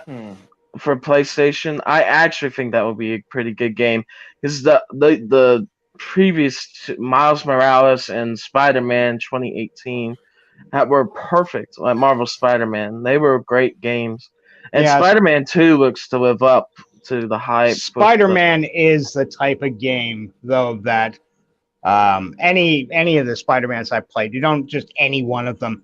I always end up playing the city missions and going through because that's how I want to play. It's a beautiful game when they get it like that, where you can swing through the cities, you can web up guys, you beat the shit out, pick up a cab and throw it. Every once in a while, the Rhino shows up or Venom or something, and you got to deal with that. Okay, that's great. Wolverine, on the other hand, I hate to say it, he's one of my all-time favorite intellectual properties as a character, as an untapped potential. He's huge, but as a video game character, he's a tough sell. He doesn't have super speed. He doesn't have super strength. He's got the claws, which are cool, but he's all short range attacks. Kind of tough to sell in a video game where, guys are shooting lightning bolts at you while they fly. If you know what I'm saying here. I think it's going to be good, but I want to see how it goes because honestly, Insomniac has made some mixed games in the past, but they made mainly pretty good games. So I do their track record is very good. So I would want to see how Wolverine holds up. Oh, got my fingers crossed. Yeah. I'm not a big gamer, but like I said, I love the property. I love the thing. Yeah. Being a Canadian too, being a Canadian kid that grew up through American entertainment, American comic books, American movies, and stuff like that. It is a little discerning when like we're neighbors. And I love you guys. I love the States. I do. I've been down to your country a dozen times. Always have a great time. Love you guys. But I'm also cognizant we're not the exact same people. Your country is 10 times the size of my country. It's got, in numbers, in human beings, you got 380 million. We got 38 million. So I had to learn young that it was a shock, rather, when I learned young that we don't have a lot of Canadian hockey. Yeah, we got a lot of Canadian hockey and stuff like that. You want to watch the Beachcombers? No, X-Men aren't Canadian. Gilligan's Island, Star Trek, whatever. It's not, So when you find out, hey, Captain Kirk's Canadian. Oh, yay, Captain Kirk's Canadian. Wolverine's Canadian. Oh, that's cool. So I admit, I lean a little towards that, he was a rare thing, a Canadian superhero that was popular. Yeah. So, yeah, I do stick up for Wolverine in an inordinate amount or an unrealistic amount. I'm one of those guys that believe, sure, under the right circumstances, he could kill the Hulk. No, he probably couldn't. But I like to believe it makes for a good story. But as a video game character, he's just a tough sell because unless he's fighting guys that are short range, close attack characters, I don't know. It's not as playable for me. He's tough to get things like your healing factor down or your ability to differentiate between Storm and, say, Kitty Pryde going down in a dark alley. You got to find Storm or whatever. Like, his powers don't lend to it the way Spider-Man's do. Batman, even, he gets to swing or fly around on his cape or do shit like that. He can move. Wolverine's got to steal a motorcycle or something to get across town. You know what I mean? Yeah, but I think that it gives more interesting gameplay to it than if what you can do, because you could do certain other things that aren't possible in a Batman or a Spider-Man. There could be something where you could just like climb up a wall with claws or something weird. I don't know, but there could be something with the claws you can do that you wouldn't be able to do in sure, other and games. you'd have to because that is his number one primo superpower. He's got the claws that cut through anything, provided they're not deeper than a foot thick. I have to shift attention to the chat here because Supersburg is like he's tapping the back of my brain. Yeah. I can't believe it. I love the Badger more than Wolverine. Are you a Badger fan? My God, what a great superhero. What an underused superhero. This was the precursor to Daredevil. If you guys don't know, Daredevil, sorry. I didn't mean to say Daredevil. Deadpool, in that it celebrated without making fun of a guy with legitimate mental difficulties. He suffered from multiple personality disorders. He had He was a martial artist. He survived Vietnam. The original iteration of Badger, the one that I know, was a Vietnam vet. He was captured like John McCain, subject to a lot of torture and shit. And it kind of broke him, but he developed this Badger personality, this superhero that can communicate with animals, that is basically an idiot savant for a dozen different types of kung fu, and without the idiot, like he's just incredibly gifted martial artist, and but who still has to train and works out, and he hooks up with a 3,000-year-old Celtic weather wizard, and who hires a secretary. This Celtic weather wizard pulls himself through time and sets himself up as a businessman, buys a castle in Madison, Wisconsin, and hires the Badger to be his bodyguard. And the Badger gets into numerous adventures and stuff. This is written by, I think, Mike Barron and who came up with the Badger? This is a great comic. The artwork was done by a couple of different guys over the first couple of seasons, but everything, I really loved it. Were you you a big Badger fan, Supersburg, or was that just a totally random? Says the comic, The Badger in the 90s, he was a badass, definitely. Late 80s too. Don't sell him short. Back in the day. I really want to dig up some of my old Badgers. I got them in storage. I got a big trunk full of comics that, to be honest, are rotting away. I've got to get in that storage locker and get them out. Some are in bags, some aren't. I mean, I wasn't keeping them for to resell. It's more nostalgia, but I have the complete Savage Sword of Conan. I got all Conan the Kings. I got most of the Conan series. I got X-Men, but I sold a lot of my X-Men. I had a complete John Byrne X-Men run, but that got broken up over the years to pay rent. Fuck. Remember, Friends in the comic book store, we'd say is better than Wolverine. Yeah, it was Badger was a lot different than Wolverine while still having some similarities. I get why people compared them. I also loved his logo too. I thought the Badger logo on his chest always looked sharp. That paw with the raking nails. That was cool. His basic color scheme was red and black like Deadpool. He embraced mental illness, although sometimes it worked against him. Once or twice in a fight, he got hit so hard he thought he was a 9-year-old girl or something, you know? He had adventures with the Yeti. The Abominable Snowman was a recurring character throughout this thing, who was muscle for a not Yemenis, a Yeti shaman from I can't remember, Kathmandu or something. He was like part goat man or something. I think just a weirdo series. They went right in on the martial arts, all authentic weapons and stuff like that. Just a great looking series. The art was great. The costume design was excellent. And the stories were fun and funny. And they made you laugh. Yeah, great. If you ever get a chance, guys, check out The Badger. I do not hesitate. First Comics, I believe they came out with instead of Marvel or DC, they went under a company called First Comics, or at least the beginning of a run. And I do believe the company that owns the Badger now also owns Captain Canuck. And there's a comic book out there with the Badger and Captain Canuck fighting on the same side. Which, if you don't know Captain Canuck, he's another example of one of Canada's great unrated superheroes. Sounds like a wrestling thing. I bet your buddy, the Rambling Canuck, knows who he is. Lots of people confuse my WhatsApp avatar for Captain Canuck. Captain Canuck, people accuse John Byrne of stealing the Captain Canuck uniform for his Vindicator character for the Alpha Flight team from the X-Men comics.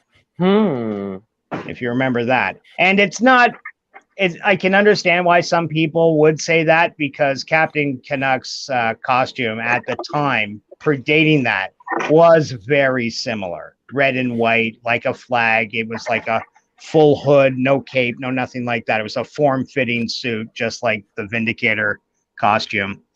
But the leaf was more center than the way John Byrne had it, where it was kind of like wrapped halfway around the way they do the hockey jersey. So, at any rate, yeah, interesting stuff there. This is going back to the chat. We're Badger more than Wolverine. Badger the nice badass, very underrated too. Yes, I remember Friends, the comic book store. Have all the issues. Ha ha ha. Yes, I remember that. I know a lot of underrated superheroes too, including the Canadian comic books. I know Philippine superheroes too. Philippine superheroes, that's an interesting market too. I'm not very knowledgeable about it. I can't talk in any great depth, but yeah, the Philippines, they have their own take on superheroes, which are, superheroes kind of have gone around the world, I suppose. They haven't caught on everywhere, and some cultures, can do without them. But I think the basic stories are similar to the basic stories we've been telling ourselves for 10,000 years. The stories of Agamemnon, of Hercules, of Odysseus. just retellings, different skins, different forms. You can put it on pulpy pictures with lots of color and sell, X-ray glasses halfway through a magazine, or use it to push your political agenda or whatever. Either way, we've had these stories forever, and hero worshiping stories aren't new. So superheroes, in a sense, aren't new either. But we love them. Dama and Bellboy, I think his name is called. I know Philippine superheroes too. Dama and Bellboy. Huh. Well, I got no doubt. What's your favorite Filipino superhero, Bill? I don't know. Not off the top of your head? You don't know? No. Wow. Not everybody's cup of tea. But to those in the know. Yeah, there's one, I just can't remember the name right now, and that at night, especially at points like this, I just am like, I can't remember. But there's some great superheroes of all different backgrounds. Oh yeah. You go back to at a time when superheroes were in their infancy. Look back to war comics and shit like that. Oh yeah. Nazi Smasher, and you got Teddy and the Pirates. There was a good comic. Teddy and the Pirates. Superman fighting Nazi. I actually I have a book that combines all the original Superman books, and then there's really the book where the cover where Superman's punching Nazis. Yeah. So on YouTube, you can type in the number 8, then the words "man DVD," and you'll get this guy's channel. He's a cartoon enthusiast, and he has the entire Max Fleischer run of Superman from I think it goes from 1940 to 1942 or something like this. Over a 2 or 3 year period, they put out 20 serialized Superman shorts to play before movies at the movie theaters. Yep. And these are the ones where you have things like the first one, the classic one where he's saving Lois Lane from the evil mad scientist with his giant army of robots, and he's punching lightning back as he flies up a hill. This is early Superman. He had the radio show first, and then they put him in the movies, and he had just gotten the ability to fly. He wasn't still fully formed Superman. He didn't have X-ray vision or laser vision. Yes. Sorry, Bill? I was always loved Superman, and when the first The Man of Steel came out, I was so excited for yes, there's a great new Superman, and then it turned out to be about Batman and the Justice League, and it's Okay. Why can't they just be Superman movies, Why can't we just get back to a regular old-fashioned Superman regular movie? Superman, yeah. Right, I agree 100%. It's time. And I think Hollywood's seeing that too. But because remember, there was a time you and I grew up through where I wanted to see Batman and Superman in the same movie. I would have loved to see Christopher Reeve and whomever they could have gotten to play Batman age appropriate too as a kid when I went to go see Superman came out in 1979. I remember seeing that shit in the theaters. I would have loved to see a Batman Superman movie then, but I hear what you're saying, and I do think it's going to come. They've got a few movies to get through, but would you like to see Cavill continue? Yeah. I think. Yeah. You both. I would like be, Cavill. Yeah. Cavill seems a good guy. I just wish they'd give him a good Superman movie. I'm just gonna blow through these chats super quick. I liked Man of Steel, but I can understand its problems. What's up, Das Wolfen? Oh, Das Wolfen's here. Let me get through this quick. I know Philippine superheroes too. Dama and Bell Playboy, I think it's called, says Superspurg. Fandom Geek, I'm back. Love your background, Jedi Bill. Spurg, I also know Magna and Korea comics too. Christian, Yep. really cool. Question for the panel, says Christian. Supersburg, I'm also into Indies comics too. Christian, if you could choose one superpower for yourself and your other half, what would it be? When you say other half, do you mean the gay half I don't have? You get back to me on that. Die by the Sword says Man of Steel was great. Christian says, or for close friend, or for a close friend, how close a friend? Das Wolfen, LOL. Hello, Das. Christian, hail. Bye to the Sword. I don't like most CW content, but Superman and Lois is pretty good. I've watched a couple of those. I like it. Tyler Hockman, I think he's a Canadian guy too. I think they film it up in BC probably. He's growing on me as Superman, but I'm not really, haven't really kept up to speed. To be immortal or teleport, different part of the world. What superpower would you like to have? Immortality or teleportation? Immortality, because you can survive long enough to walk there. I think Cavill struggles with the Clark part of Superman. Yeah, I agree too, but I think a lot of that's the writing. They haven't written a good Clark Kent since Brandon Routh had the role. It was the last time I really think they put in a movie for Clark Kent. He just gets pushed aside, and I think Cavill's been betrayed by some shit writing there. What do you boys think? Billy, you like Cavill. Do you think Clark Kent should have been written better, or were you okay with that? Maybe a little bit better, yeah. The thing with like Man of Steel and stuff like that is it's kind of also going off like the newer takes of Superman, but too. And this is how Superman is kind of. So Cavill, if you really, it's not like Christopher Reeve or Brandon Routh. It's kind of like stuff that's a little newer around that time. And so Man of Steel actually is pretty good. It's a pretty good Superman movie considering that Superman. But people, of course, go back to other movies and like, well, this is better, but that was portraying that Superman at that time too. Like Christopher Reeves was the Superman of his time.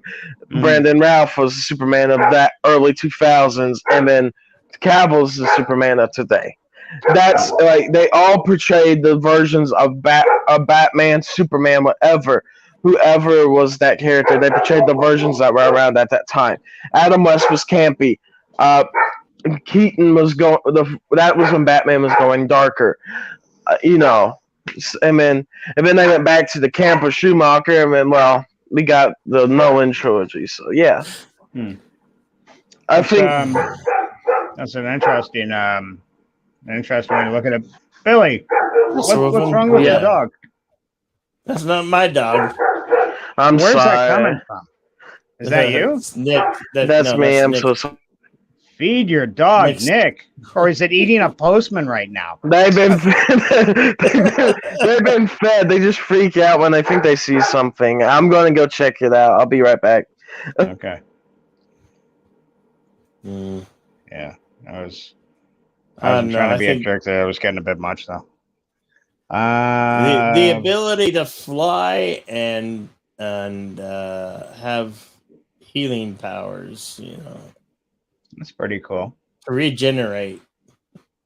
I like Das Wolfen says, I would choose Cypher's ability from the New Mutants / X-Men, the ability to understand and communicate in any language. Not only that, apparently he's got the ability, he's almost impossible to lie to because you can't hide your intent or your what you're trying to communicate from him in spite of yourself. That's an interesting little wrinkle that never occurred to me. Has anybody ever wondered, okay, Superman's up there flying. How does he avoid all the bugs from hitting his face? I mean... well, he's got that aura around him. That's why he never really gets dirty. I mean, he can get dirty, magic. But it's... I'm just thinking, realistically, if Superman was flying as fast as he can, Yeah. When his face be covered in bugs. Yeah, I guess. The Sure. speed kills the bugs. There it is. It creates a vortex, which just the bugs gently circle around him, and just in the slipstream of his I don't know. He's Superman. He's got like that aura of fucking invincibility. If you hang out with him long enough, I'm pretty sure you become bulletproof. I can't swear to that, but I think it's possible. He can use his cape to like hide Lois Lane or whatever from like friction when he flies her out to the Fortress of Solitude for a little solituding, for a little fortressing of solituding. He can rebuild objects by looking at them.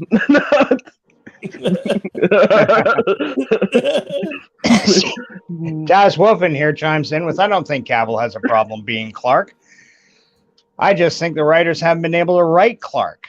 Exactly what I was saying, brother. I agree with you 100%. I don't think the movie writers really gave a fuck about giving us a good Clark Kent. More just a cool Clark Kent, which is a mistake. I mean, while it might be slightly trite looking back today, Christopher Reeves put more effort, I think, into the Clark Kent than he did, but in a good way. He wanted to sell Clark Kent always as likable, always as the right guy, always as a guy willing to do right, no matter if it was unpopular or not. Like, you kind of wanted to be Clark Kent's pal.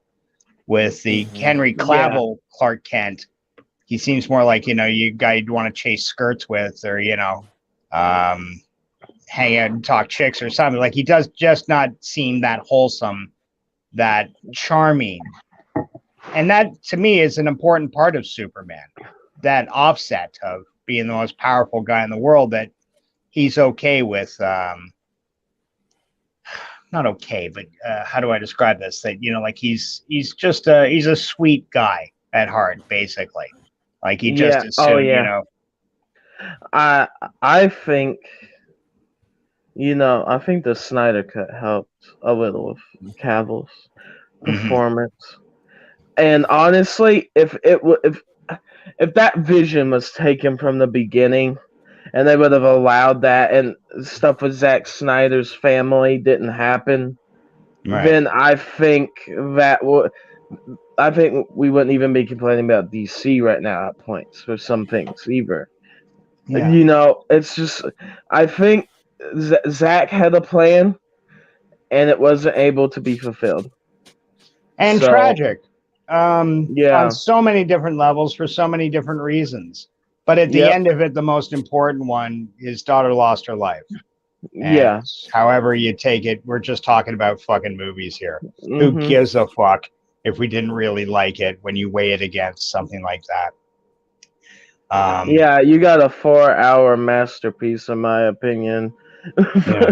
But sometimes out of tragedy, some good things come. And the Snyder Cut was a bit of it was a definite win for Zack Snyder, and it definitely did prove to anyone doubting that, his original idea really wasn't too far off. Like him or hate him, he does have a vision. He does want to see his shit through to the end. He comes up with endings. He doesn't, he's a storyteller. And personally, I thought his shit was dark. I get why lots of people like it. And I'm glad to see that he, in the end, got the chance to have his story told. So congrats to him. I totally thumbs up. Great film. Yeah, it's like those editions, right? The Ultimate Edition of BVS and the Snyder Cut help those movies so much more than anyone knows. They actually do. If you watch the extended versions, you'll be like, why? Because the Ultimate Edition is just a few minutes more, and it would have helped BVS so much. It explains those minutes there explains so much more about what he was creating, but they had him cut this stuff, and you're like, why did you do this? It was so stupid because it actually sets up Justice League perfectly. Everything worked.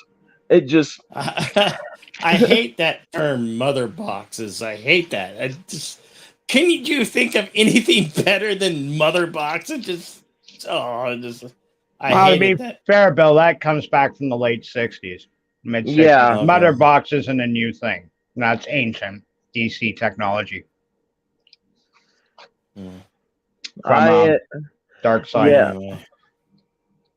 Yeah, I mean, when you're using Dark Side usually has his mother boxes, so it's just a thing with him and that. So Is it because it reminds you your mother has a box? No. No. Mom has got a squeeze box. Daddy never sleeps at night. We're 3 hours and 30 minutes in. I think that's a good show. all right. I'm gonna grab a bite to eat and try to get some sleep. So, thank you, everybody, for being here. Thank you, Son of Red Shirt. Thank you, Nick, and those who were here, Fist Chozo and Steven Ranson and LDG and countless others. Thank you all so much. Daz Wolfen, Supersburg. So many people. Christian Fandom Geek showed up. Christian Fandom Geek, yes. Shifty Das Gizm. Wolfen. Shifty Gizm, yeah. The one, the only, and I don't think this is true, but Tony Stark. Didn't really expect Tony to- Stark, yeah. Jack I thought he was going Slaw. to come up here. David Jack Quintana. Slaw. David Quintana was here David earlier. Quintana, He's reasonably new to the show, I believe. Stephen Ransom was bringing his charming self here while he could still stay awake. So you had a good show there, Billy. You got anything coming up here, Nick, that you want to tell them about? Yeah, I posted my main channel there in the chat there, and I'm gonna put my other channels on my feature tab. So yeah, on my feature tab on my main channel will be the other channels I do. So yeah, but that's the main one. But yeah, it's Okay. been a great night. I had some fun. Got to talk about a lot of fun things. Got to talk about how She-Hulk is not the best, and Dora rules. So Well, you also got your 208th subscriber when that comes through. So congratulations. You're thank you so much. You're well on your way to 2,000, just like Jedi Bill. I'm getting there, but it's it's a slow process. But honestly, everything I've been doing before we end, it's just like everything I've been doing has been so much fun, and honestly, it's been growing pretty steadily. The podcast is doing great. Me and my friend, that podcast is doing pretty well, and my gaming channel is doing pretty good as well. I've actually hit an hour of watch time on both the gaming channel and the podcast for watch hours, an hour. So yeah, that's very good. Yeah, But, congratulations. Wonderful news. That brings you that much closer to when you do hit the 1K mark. Is that still a thing? You got to get 1K before you get taken 1K. seriously?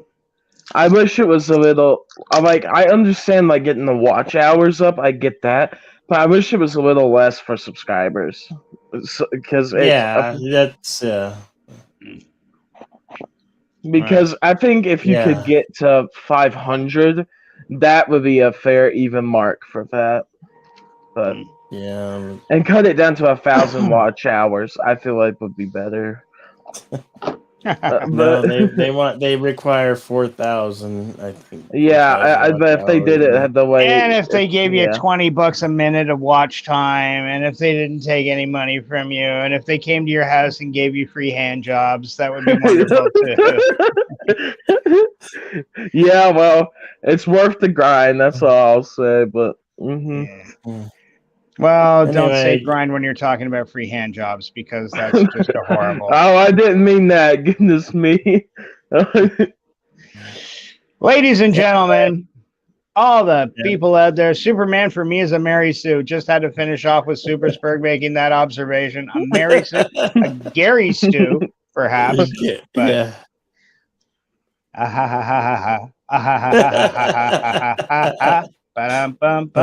Right on. Anyway, thank you all for coming. We'll be seeing you on the next one. Yep. Take care for yeah. Take care, everybody. Karaoke tomorrow night. So I bet you're not going to close karaoke down early. No, karaoke will go on. Well, we'll go on to the end of the earth. Karaoke is usually a 3-hour show. Yeah. Sometimes sometimes a little longer. So. Yeah. Well, it's a popular gig, popular show. Yeah. Lots of people show up for that. Yeah. That's great. Looking forward to it.